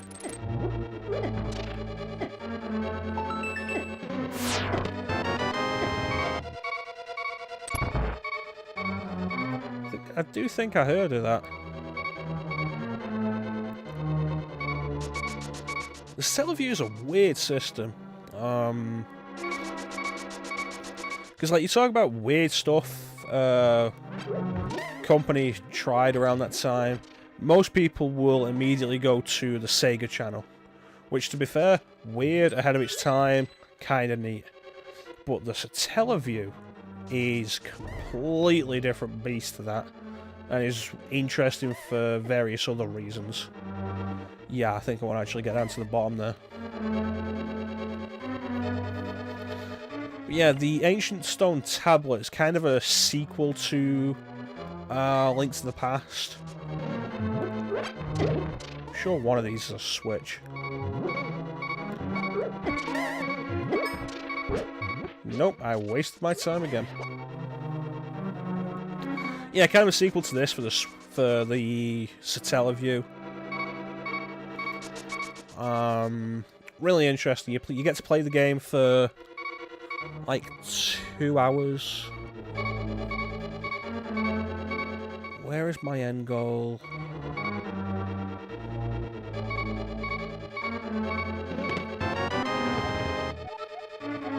Like, there's 4 episodes. You got to, like, what was it? The Satellaview was an add-on for the Super Famicom in Japan. That connected to satellite.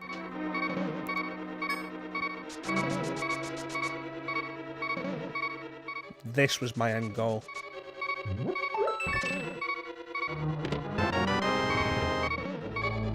Connected to satellite, and you plug the cartridge in, and you would have access to whatever was being beamed to the cartridge for like 2 hours, for as long as the satellite connection held.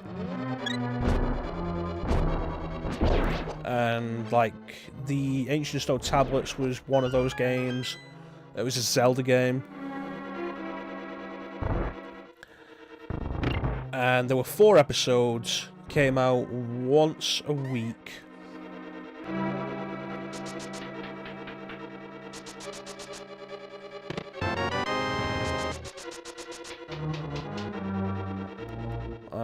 Came out once a week.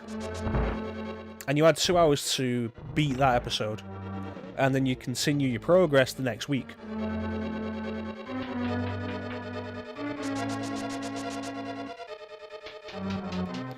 It's really interesting. I have actually played the first episode of it. And, you know, someday I might actually do it for stream, because it's really interesting. It's like 2 hours to do everything in this episode. Perfect for stream. And the way you do it on an emulator, that's where I want to be. Thank you. The way you do it on an emulator is you load the ROM for that episode. You play it because it has the 2-hour timer. It's been patched to work without the satellite connection. You play it with a 2-hour timer. When the time's up, that's it. You're done with that episode. And you then take the save data and apply it to the next episode.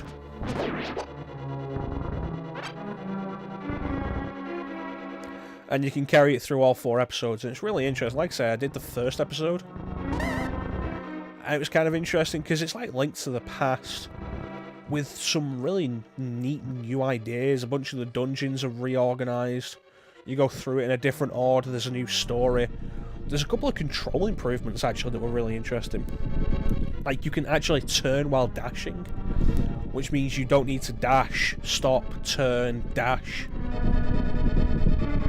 which is really good. And it's well worth a look if you're into Link to the Past.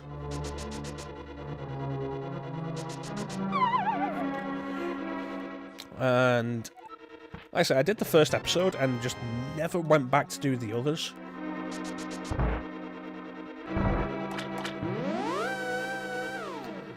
And like, I really should.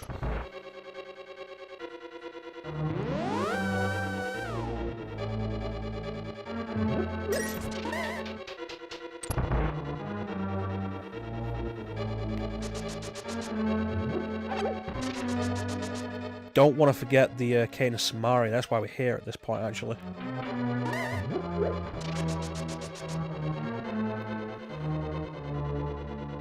Yeah, I heard about the F-Zero exclusives, and beyond the Ancient Stone Tablets, there was another Zelda one, which was a full remake of the original Zelda, actually.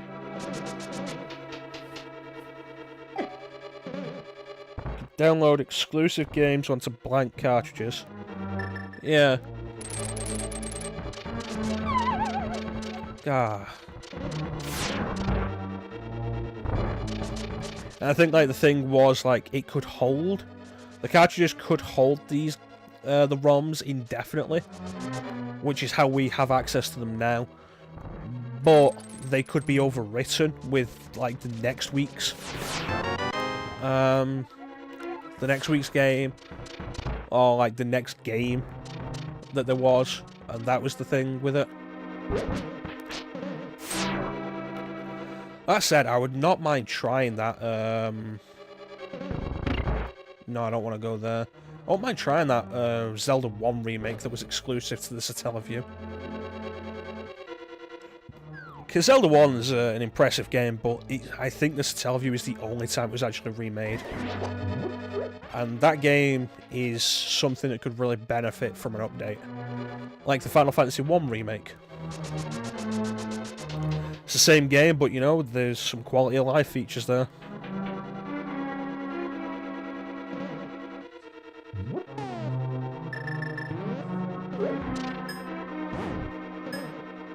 So I should really try the, there we go. Should really try that Zelda 1 remake on the Satellaview. I did hear about the F-Zero exclusive. But when I think of F-Zero exclusive to Japan, the one I think about is the 64DD drive. That's redundant as hell. The 64 disc drive. 64DD.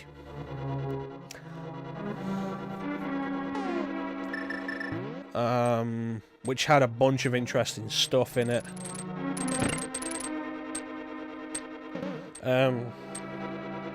You could create your own tracks. It had an F-Zero rendition of Rainbow Road from Mario Kart, which was really cool. Exclusive to the 64DD, which wasn't released outside Japan because it sold horribly.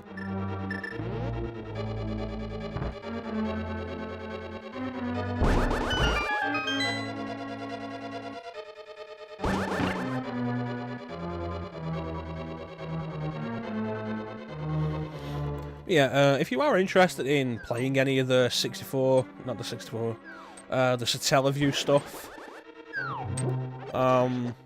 like, the ROMs are available, and it's not like there's any other way to do it. You have to do it through ROMs. It's like, the ROMs are available, you will have to go through an emulator. Or a flash card.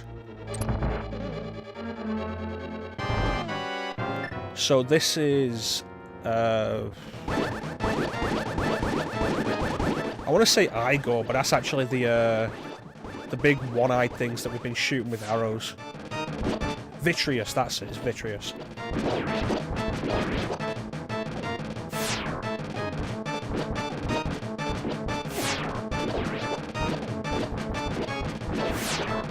Here we go.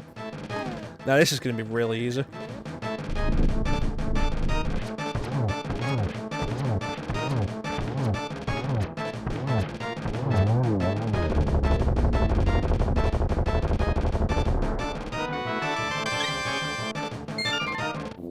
You know, I think you're right, Bane. I think there was a Fire Emblem exclusive to the Satellaview, but I don't know much about it.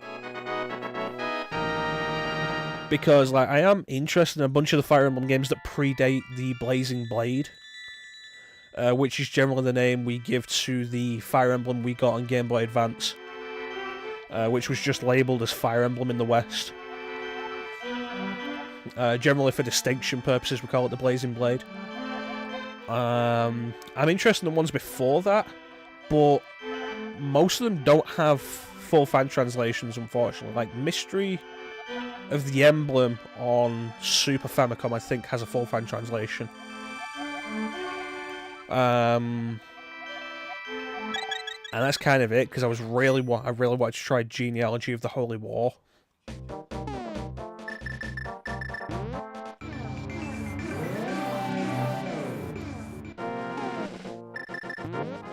But beyond that, I don't really know that much about the ones that predate Fire Emblem on Game Boy Advance, the Blazing Blade. But I do think you are. I do think you're right. I'm pretty sure there is the one on Satellaview. It's interesting when you look into Satellaview because there was a good period where there wasn't that much we knew about it. But as the years went on, like, there were more games uncovered for it. It's like it seemed like it was a really small thing. But no, it turned out there were actually a lot of things on it. It's kind of like when you look at the Sega channel, and it seems like it was really small and wasn't much. There wasn't much with it. But then you look into it and it's like, oh, it's the only way America got to play Mega Man The Wily Wars. And it was actually one of the better ways to play Phantasy Star 4 on Mega Drive, because Phantasy Star 4... Let's try out Bombos. Phantasy Star 4 in America was like $90. It might have been more than that. I think it might have been $100. Because, like, yeah, no, we'll complain about the cost of video games these days. But, you know, the cost of video games these days is standardized. That said, you know, publishers are slowly working out ways to change that. By, you know, not selling complete games and then charging you for the rest of the game. But yeah, like, one of the best things about video games becoming more of a mainstream thing. Enough people would refuse to buy a game that was $100. So the Sega Channel was like the best way to play Phantasy Star 4 for a good while in America because of that. Because it meant you didn't have to fork out $100 for it.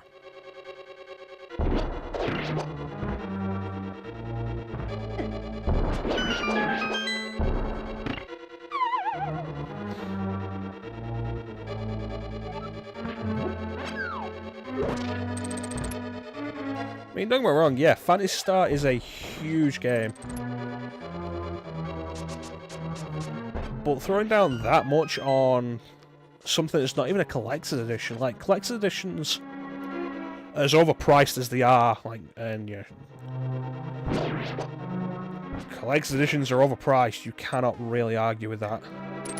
Cough, cough, Final Fantasy 15 and its £250 collector's edition that didn't come with the season pass, cough, cough.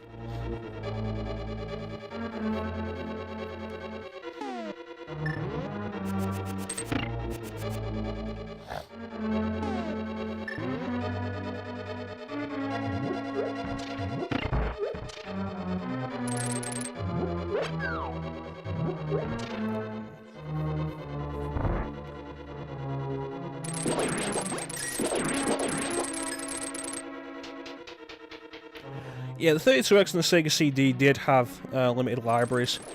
The 32X way more than the Sega CD because, you know, the Sega CD is like, people talk about the Sega CD and usually the game, they'll talk about like, yeah, no, the best game on the Sega CD, Sonic CD. And it's like, no. Like, Sega CD had a limited library, yes, but I didn't want to go down there yet. Sonic CD was not the best game on the Sega CD. Because, like, you had the only English localized version of Snatcher on Sega CD, which is a really solid game. The original version of the first two Luna games, Luna Silver Star and Luna Eternal Blue, which are both fantastic RPGs. There is other stuff that I know, and I cannot think of them off the top of my head. And like the Sega CD is mostly remembered for like a lot of the FMV crap that was shoveled onto it, but it did have some solid games.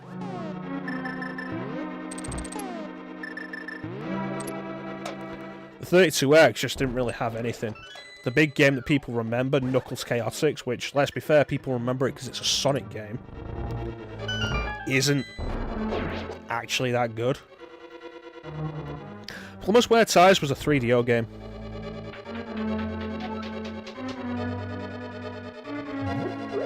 And like, you saw a lot of games of that quality on 3DO because the 3DO had a $3 licensing fee. It's like, you see a lot of crap on Steam at the minute with Steam Direct, where the whole idea is you pay $100 for the licensing fee, and you can put whatever you want on Steam, and you see a lot of crap because of that, because people are willing and able to just throw down $100 to, you know, try and make a little bit of money there, because chances are you're probably going to make more than that back. Even if you just make $200, that's a profit. But the 3DO had a $3 licensing fee. Virtua Fighter on the 32X is not a game you want to play. Do not lie to me, man. Do not lie to me, man. There's the blue mail. Let's get this dungeon done with. But yeah, like the $3 licensing fee. Like, imagine the crap you see on Steam Direct, and imagine how much worse it would be if you could, like, if the licensing fee was $3. And that's essentially the state that the 3DO was in.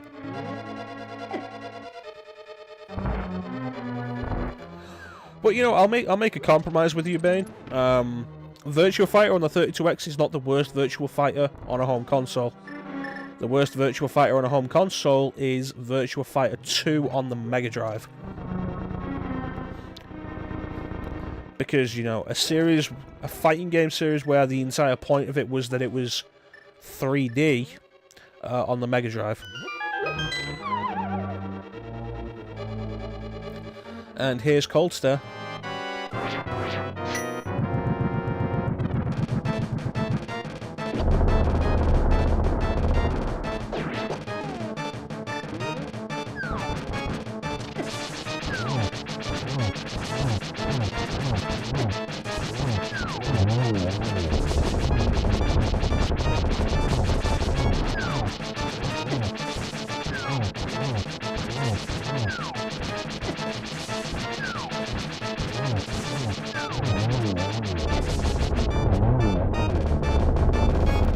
You know what?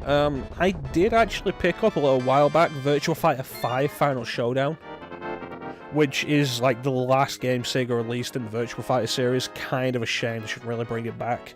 I mean, SNK is bringing back Samurai Showdown, why didn't Sega bring back Virtua Fighter? But yeah, no, like, Virtua Fighter is like one of the deepest fighting game series, like, very technical.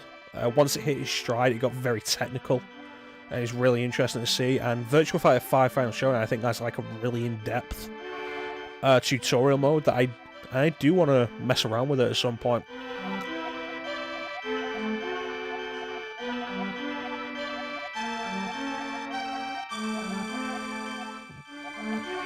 And of course, let's not forget Virtua Fighter on the Saturn, which I think was a launch title on Saturn, Virtua Fighter on Saturn, which was also really bad. Which was why, what was it, Virtua Fighter Remix came out on the Saturn? Which was like, oh yeah, but here's Virtua Fighter, but it's good now.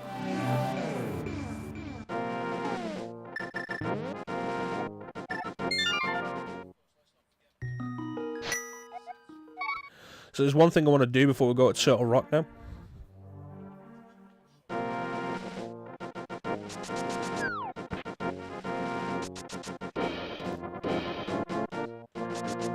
You know, thinking about it, Virtua Fighter is like one of the few big fighting game series I've never really done much with.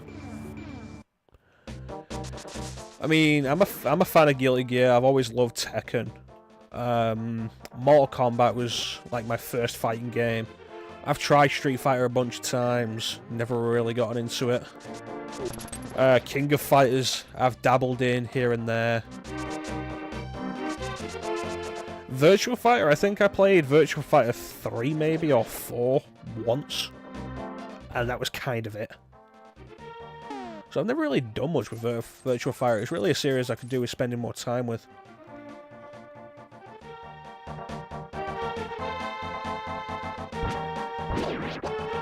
I'm not as into fighting games as I used to be.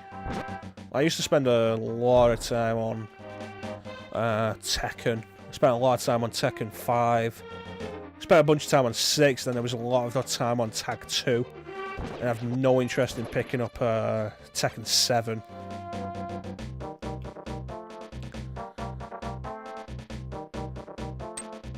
Yeah.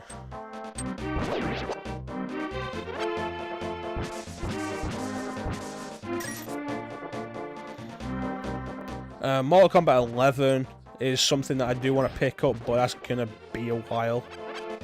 And the last fighting game I picked up wasn't day one, it was very close to launch, was Injustice 2. Make no mistake, I enjoyed the crap out of Injustice 2. That's probably my favourite fighting game of this generation. But I'm not picking up a fighting game at launch anymore. It's just not something I'm doing.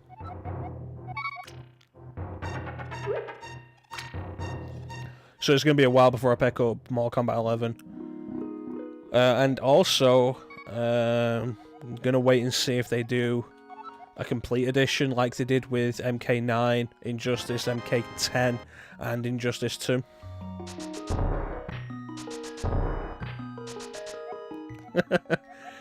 Street Fighter 2, the animated...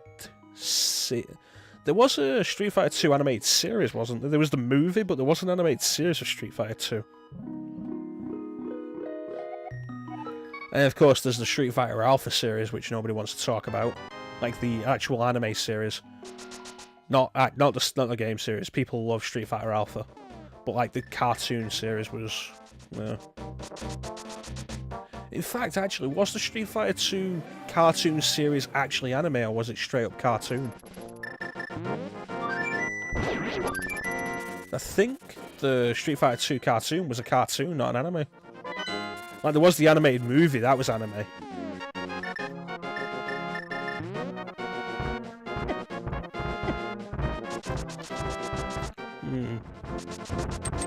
But yeah, you got a PS4 now, Bane. I recommend picking up Mortal Kombat XL, it's really good. And, like I say, I spent a lot of time on Injustice 2, I really do like that. So, MK9 I'm gonna do, probably gonna do that on the channel at some point, not a stream. I'm not overly fond of MK9, but the story mode is something I want to go through for the channel. MKX, I actually do quite enjoy the fighting system on that. Didn't really enjoy the fighting system in 9, did really enjoy it in 10. And XL is, like, the best. You can pick up XL so cheap these days. Excuse me.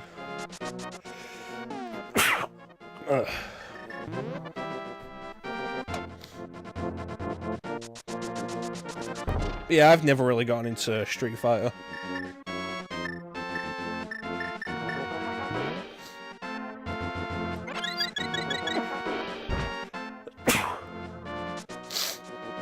Yeah.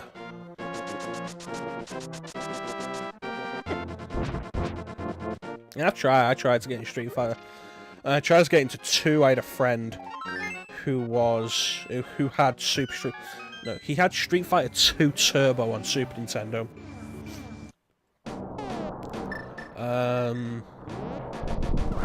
I couldn't get into that. I have tried Street Fighter 4. What did I do? I tried Super Street Fighter 4. Couldn't get into it. I'm not picking up Street Fighter 5. For several reasons. One, the way it launched was ridiculous. That game was bare bones at launch. I do not like the idea of any fighting game that has multiple season passes. Street Fighter 5's on like its 3rd season pass. So I was irritated when Tekken 7 announced Season Pass 2. I was like, you know what? No, I think we're beyond done now. What else is there? Dragon Ball FighterZ was a game I wanted to pick up for a while, and the Season Pass for that had 2 Gokus in it, which was stupid considering the game already had a few Gokus to begin with. And then they announced the 2nd Season Pass with another Goku. And it's like, seriously? But beyond that, like, just 2nd Season Pass. Yeah, I'm glad you enjoyed MKX, Bane. Like I said, I really enjoyed the fighting system. I didn't really enjoy 9's fighting that much. So I've been playing through 9, I'll do it for the story. It's kind of a shame because I have Mortal Kombat 9 on Vita, and graphically it's a step down from the console versions, which you would expect. But it plays perfectly. It plays just as well as the console versions. And it has some exclusive costumes that aren't in the console versions, like I think the console versions have MK3 costumes in the classic pack, but the Vita version has MK2 costumes as well. Here's Chain Chomps.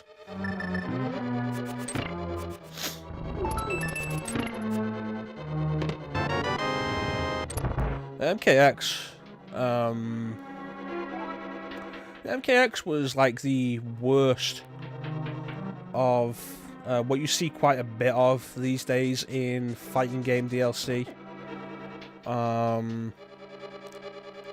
Because like MKX had its season pass. It only had the one season pass, and it had a good number of characters in that season pass. Most of them were guest characters, and I didn't like that.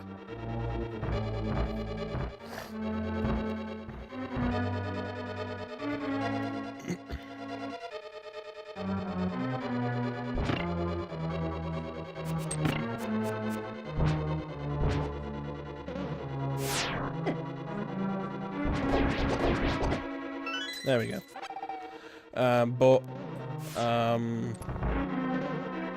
MK9 did that with Freddy Krueger. It's like, who are the DLC characters in MK9? There's Kenshi, cool Mortal Kombat character who does actually fit in with this timeline. Neat. There was Scarlet, new character who fits in perfectly, and I love the idea of Scarlet, and the fact they announced Scarlet as... Scarlet was one of the first characters they announced for MK11. I thought it was really cool. And there was Rain. And Rain's a character from I think, Ultimate Mortal Kombat 3. So that was cool. And then there's Freddy Krueger. It's like, oh, okay. And then Injustice had the DLC characters. There was Martian Manhunter, Zatanna, Batgirl, Zod, Lobo, all 5 of which excellent choices, especially Lobo. I can always do with more of the main man.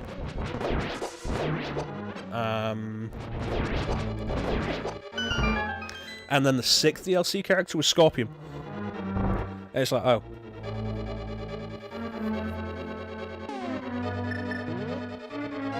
And then MKX got worse about it. It's like, who's the DLC we got? Well, Goro's a pre-order bonus. It's like, cool, I like Goro. Not overly happy about pre-order bonus, but I like Goro, so, you know, as a DLC character, cool. Tanya. Okay, neat. Tremor, nice. Because Tremor was a previously existing Mortal Kombat character who had only appeared in Mortal Kombat Special Forces. Like, seriously, who remembers that? I remember that, but then I'm a weirdo.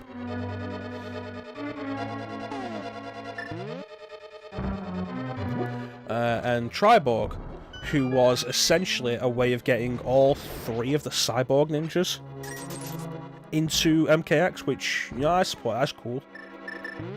And actually technically 4, because there was a hidden formation for Triborg, where you would actually, because like you could, the 3 styles for Triborg were Sector, Cyrax, and Smoke. There was actually a secret 4th style that let you play as Cyber Sub-Zero, which that was cool. But then like all of the other DLC characters were like, oh, Jason from Friday the 13th. It's like, oh, well, I guess we had to have him because we had Freddy Krueger. And then there was Alien. And it was like, oh, well, you know, we've got Alien, I guess we have to have Predator.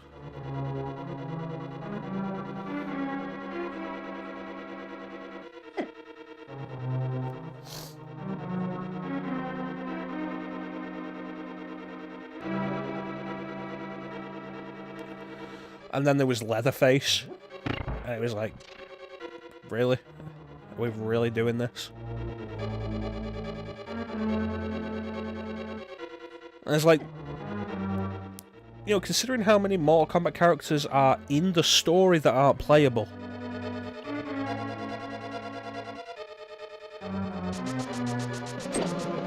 It was like, seriously? And then Injustice 2 did the same thing again. It was like, oh, who are the DLC characters? Oh, we've got Darkseid is a pre-order bonus. Okay, not overly happy about pre-order bonus, but Darkseid's cool. Red Hood, neat. Starfire, cool.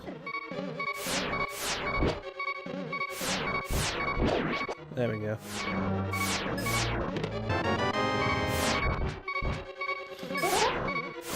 Enchantress, Atom, cool.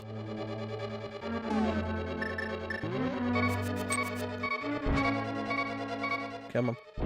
There we go. Am I missing something? I don't think I am.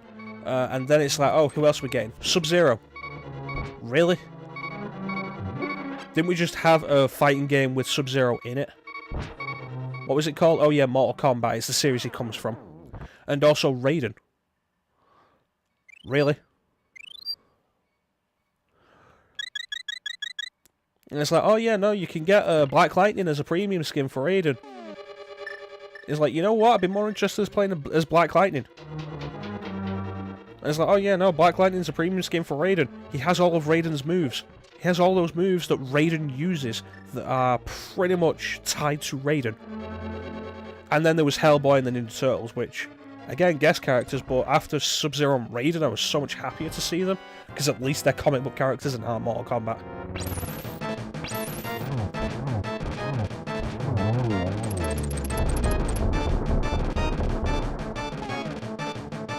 It's like this whole guest character thing. It was cool when Soul Calibur was like the only thing doing it. But guest character DLC is something I'm tired of. And like Tekken 7 did it a bunch. Like, oh, Geese Howard. Akuma was a guest character in Tekken 7. Wasn't guest DLC, but guest character. Noctis from Final Fantasy 15 was like, no, I'm not interested in that. And then, of course, the Season 2 pass for Tekken 7 had Negan from The Walking Dead, like 3 years after everybody stopped caring about that. I was like, yeah.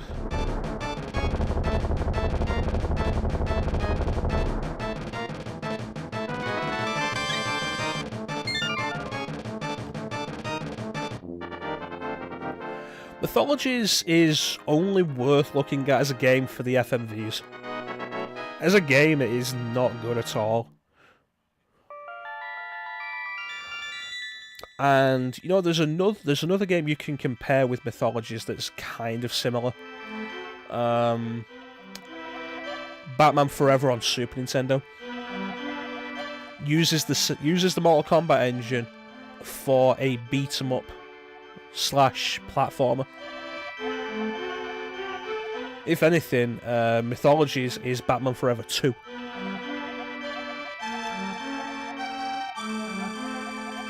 I had Batman Forever as a kid on Super Nintendo. I had Batman Forever and I had Batman Returns, and Batman Forever is a bad game. Alright, that's all 7 maidens. Let's go and defeat Ganon. Can we get the... We're on just under 2.5 hours. Can we get this game done in the next half hour? Because Ganon's Tower is the longest dungeon. There's no bones about it.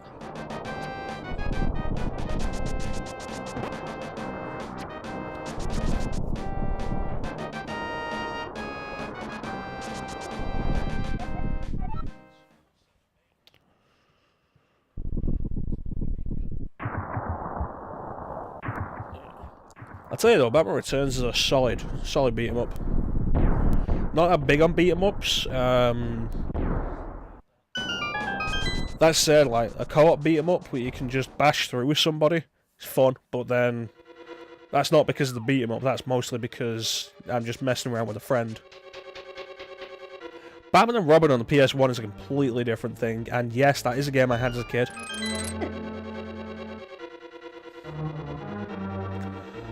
But Batman and Robin on PS1 is 2 things. One, it is worse than Batman Forever.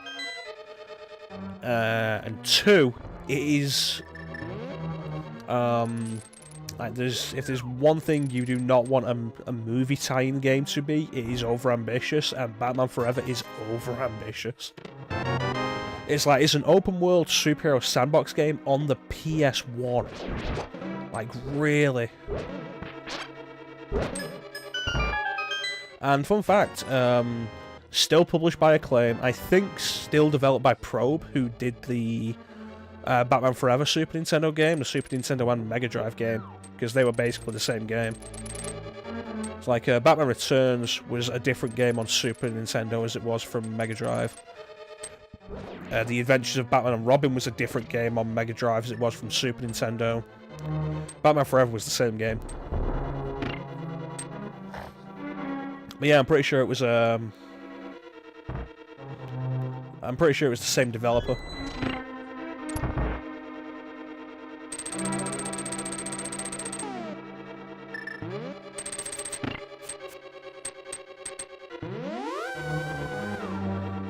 But yeah, you never want to hear overambitious in a movie tie-in game. Or you didn't. It's not like you ever see movie tie-in games these days.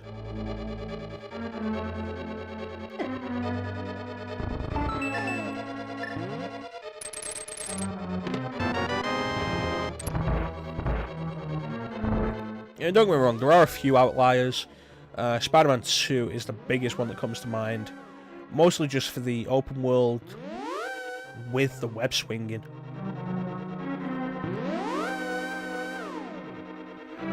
But to call the web swinging in Spider-Man 2 overambitious is to probably... I'd say it's probably the wrong thing to say. Not because it worked, but because the web swinging mechanics in Spider-Man 2 that worked so damn well were the work of one guy.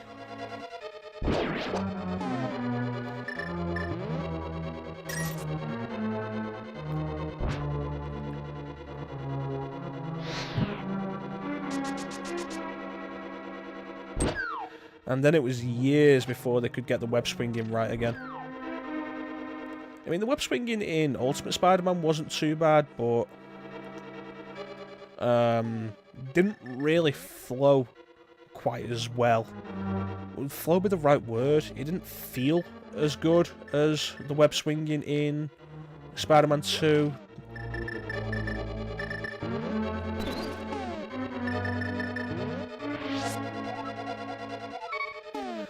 And then there was Spider-Man 3, which...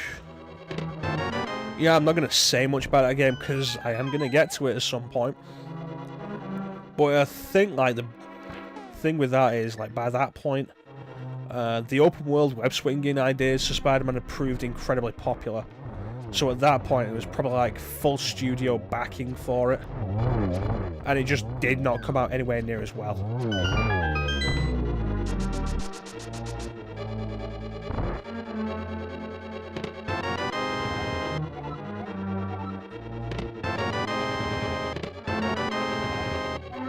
You know what? That said, the web swinging in Web of Shadows actually felt kind of neat.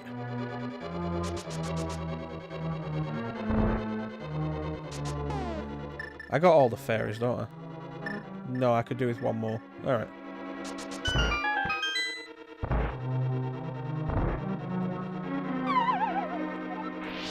Get over here.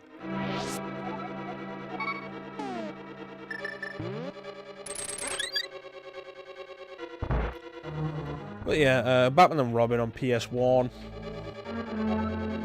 Overambitious is the best word for it.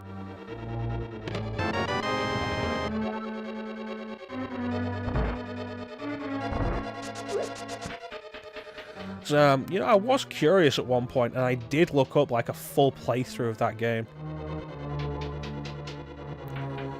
Because, like, none of the LP channels that I follow had done the game all the way through. Super Gaming Brothers, which I mentioned for their RE3 playthrough, they did do... they had a Batman marathon at one point, and, like, they did Batman Forever all the way through. They had to use cheat codes, because that game is ridiculous.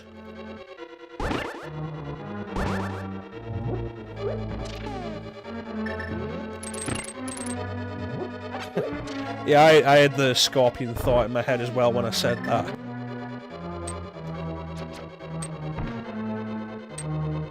But yeah, it's like they had to use cheat codes to get through Batman Forever. They had to use the stage select. Because that game is a game that gives you a limited number of continues, but is ridiculous. It's not even that it's hard, it's that it's bullshit with its difficulty.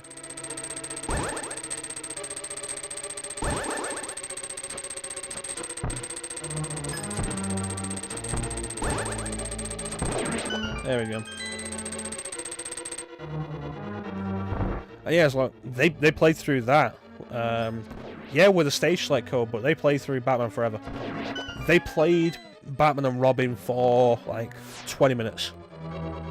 It's one of the few games they've started that they haven't actually done a full Let's Play of and didn't have any intention of doing a full Let's Play of. That's how bad Batman Forever is.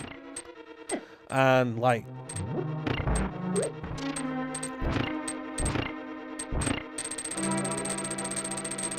There we go. So I did at one point look up a full playthrough of Batman and Robin, and it is, even if you go with it and decide to explore everything the game has to offer, which like, a lot of the ideas were expanded on in the Arkham series. Like, there's a whole detective aspect to the game, finding clues and trying to figure out where Mr. Freeze and Poison Ivy are going to hit next and that. There's the open world Batmobile stuff, which wouldn't be revisited again until Arkham Knight. But even with all of that, the gameplay itself, the combat isn't good, the controls are not good, and watching somebody play it it's a really boring game.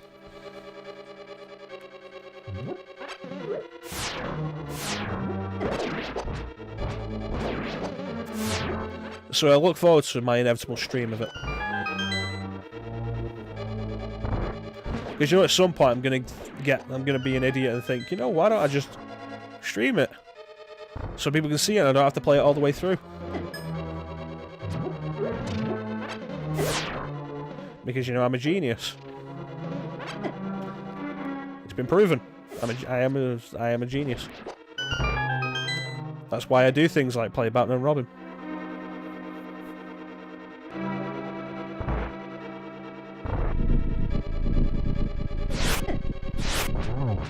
One thing I really like about the boss rush here is if you come here with the golden sword, you will be doing so much more damage. Because, like, these are the bosses from the Light World. When we fought them, we had the first sword, the fighter's sword. And now we're fighting them with the fourth sword. And like, I love going at these guys with the way more powerful sword. See if I can get this right. This is a speedrun strat. I didn't get it right. I didn't get it first time, but I got it right. So I like doing that. That's cool.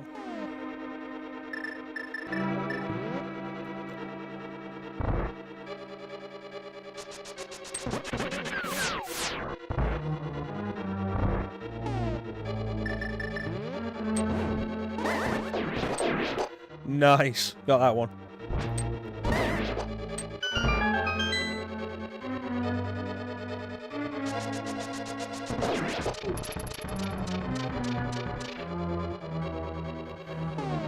Oh, I hate this room.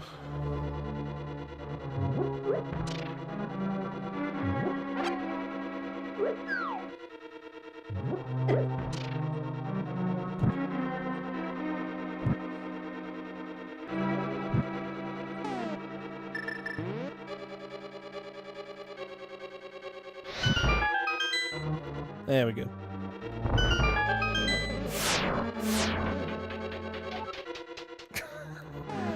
Come on, man. You cannot do anything involving Mr. Freeze and not make the cheesy puns. God damn it. It's like those cheesy puns won't even be relegated to the Batman Robin stream. They'll be relegated to everything we see Mr. Freeze in. So, the Batman Vengeance playthrough that I'm going to do eventually, which has Mr. Freeze in it. If I do a playthrough of Rise of Sin Tzu, which that's probably going to be a stream, because that game will get boring. That quick little cameo Mr. Freeze has going to be puns. Pretty much every time Mr. Freeze is on screen in Arkham City, there's going to be puns. Like, you can't do Mr. Freeze without the puns now.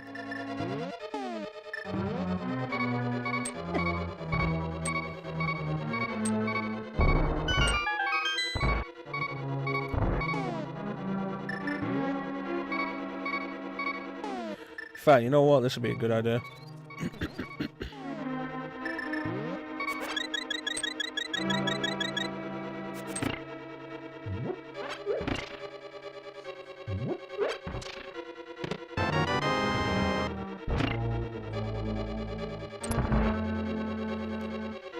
And the last boss that we're going to revisit, Moldorm. And with the Golden Sword, this is 2 hits. He doesn't even have a chance to speed up.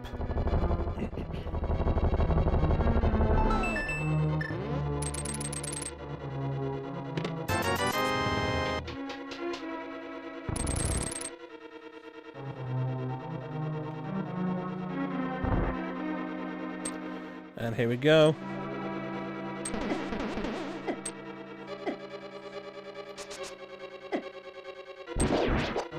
Bugger off, all of you. Gonna take you, bugger off. And here we are, the last room before the boss.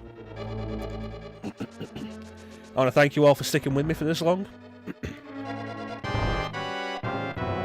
The final battle with Aghanim. And it's probably easier than the first battle.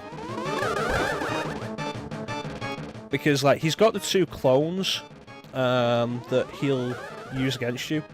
The 2 clones will always shoot the magic that you can reflect. He won't always do it. The clones will. And if you get it right, you can hit him 3 times in a single cycle. I'm just doing it really badly right now. There we go, 2 times. It's good.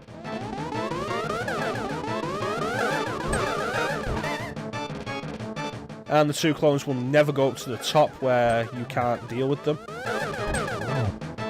And in general, like, if you get good luck with this, the positioning, which I'm not, you can burn through this fight so much quicker than the first fight. And there's Ganon. The big bad.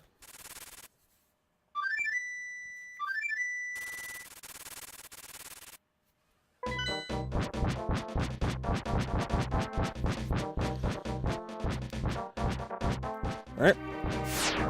A little under 2 hours 45 minutes in. We're 2 hours and 42 minutes in. No, I want the lantern. So if all goes well, we'll beat this guy.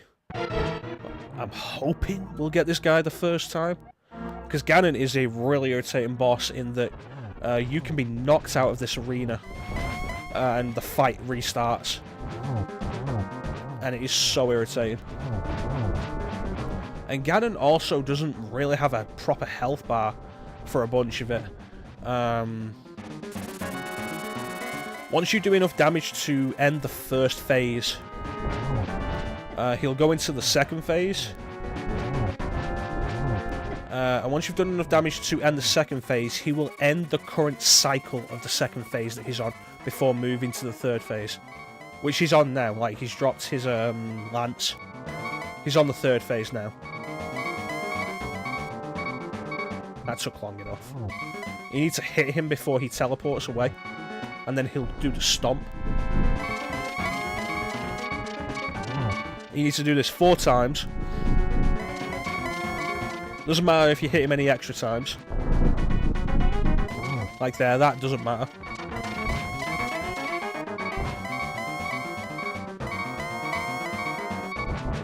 There we go. And now is when damage counts.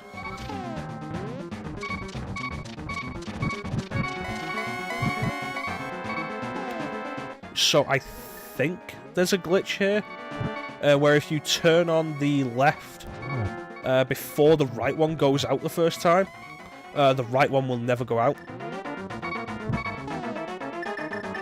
Which it seems like I've pulled off. Which is really good, because that simplifies the fight. And that's it, we've done it. That is the best time, that is the best I have ever done against Ganon. Ever. You caught it here on the stream, folks, that is the best run I've ever had against Ganon. But yeah, if you fall down any of those side bits, you don't die, you don't respawn back in Ganon, you fall down into another room and the fight has to restart. And it is really irritating because it's a multi-phase fight. It's like 4-phase fight. So having to start it all again, because like the holes are only there during the 4th phase, Having to start it again from the last part is so irritating. But that was Link to the Past in under 3 hours. I think this was, God, we had a couple mistakes. I forgot the Power Glove in the Desert Palace. I think I forgot one key in Swamp Palace, which I was able to get really quickly though. But I think this may actually be overall like my best run of Links to the Past. So I'm really happy that we caught this on stream, and I have actually been recording it.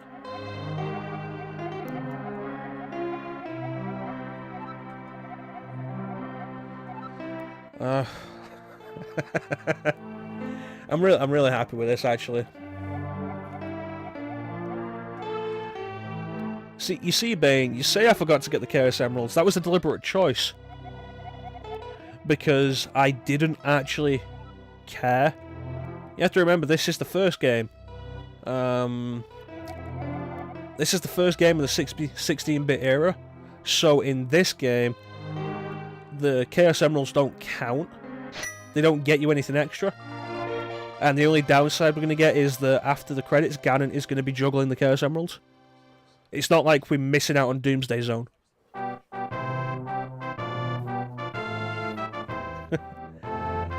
I love this credits theme. This is one of my favourite credits themes, like, overall, in any video game. Like, it's a very close tie between this and the Super Mario World credits theme.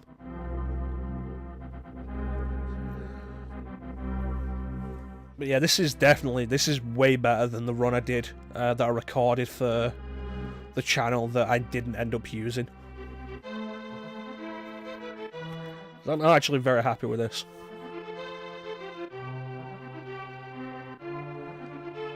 I'm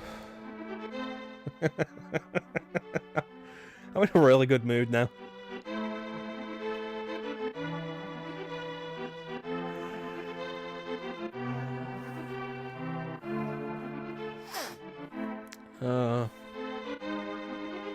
I'm just gonna don't mind me. I'm gonna go quiet for a minute while I enjoy this credits music.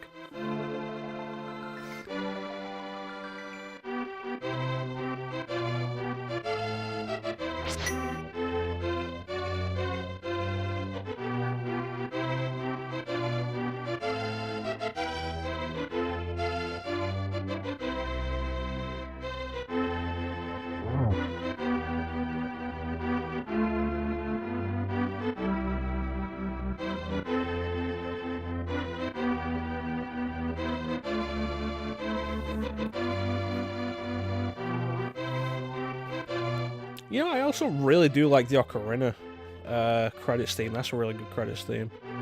But that goes through like a bunch of different songs, though. It's not one continuous song.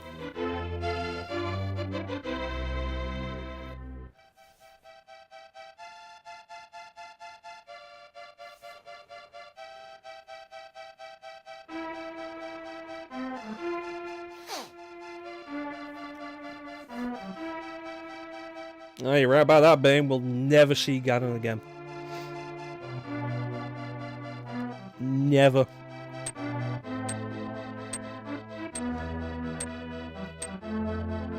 Ever.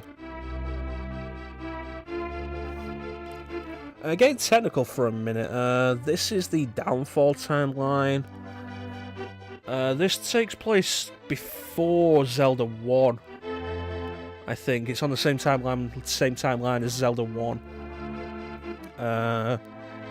So I think we'll actually only see Ganon one more time in this timeline. I love this epic rendition here that comes at the end. Is it? No, it's after this one. So it does one more cycle, then does like a really epic version close out on, like an epic crescendo.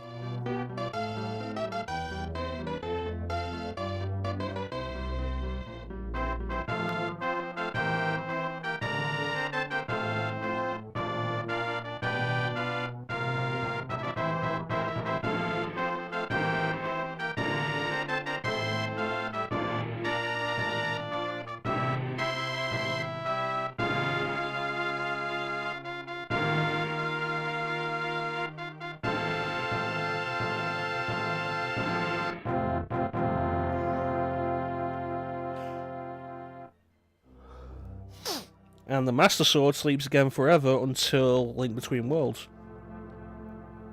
And then after that, it really sleeps again forever because, again, downfall timeline. Link Between Worlds, then Zelda 1, then Zelda 2, and the Master Sword doesn't appear in those two. So that was The Legend of Zelda: A Link to the Past, released in 91, I think. One of the first games I remember playing and actually completing. It's like, you want to talk about a game from my childhood. Like, this is probably the biggest game from my childhood. Played this so many times. I do love this game. Like I say, I also had Mario World on Super Nintendo, which I also played a lot, but I did love this more. Don't get me wrong, I love Mario World, and I'll do Mario World at some point, but I love this more. I was more into this kind of game more than the platformer, and even all these years later, I still am. What else did I had Super Castlevania 4 on Super Nintendo, which... that's a game. Super Castlevania 4, oof. I mentioned I had Batman Forever and Batman Returns. They didn't get anywhere near as much time as this on Mario World. I had Alien 3 at one point for some reason. I had Super Mario Kart.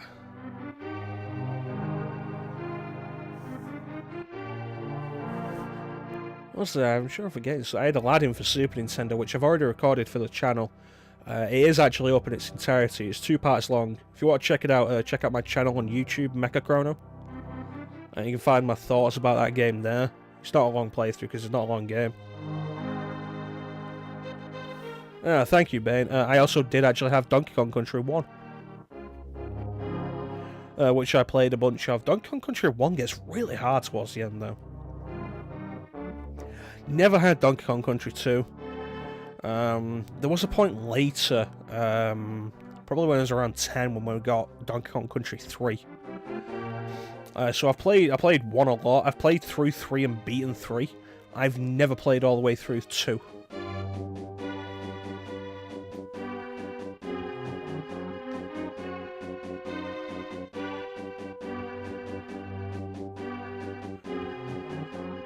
Ugh.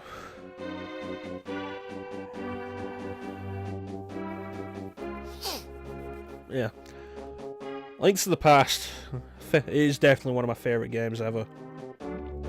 A game I'll go back to several times a year. And this is probably like the 3rd time I've beaten it this year. I mean, we are in June, but still.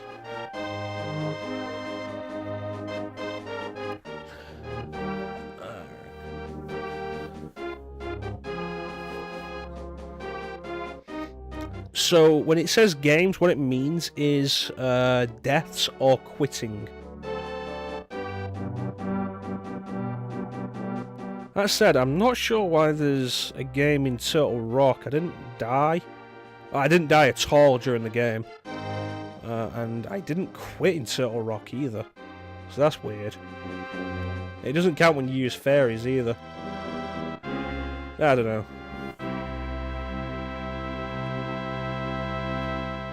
So yeah, Links to the Past in under 3 hours. I'm very happy with that. I want to thank everybody for watching this stream. I want to thank Bane in the chat for supporting me and keeping me company. Istasa, of course, for turning up and showing support. I did see the view count fluctuate a bit during the stream. I want to thank everybody who came and watched and showed the support. Thank you all for watching.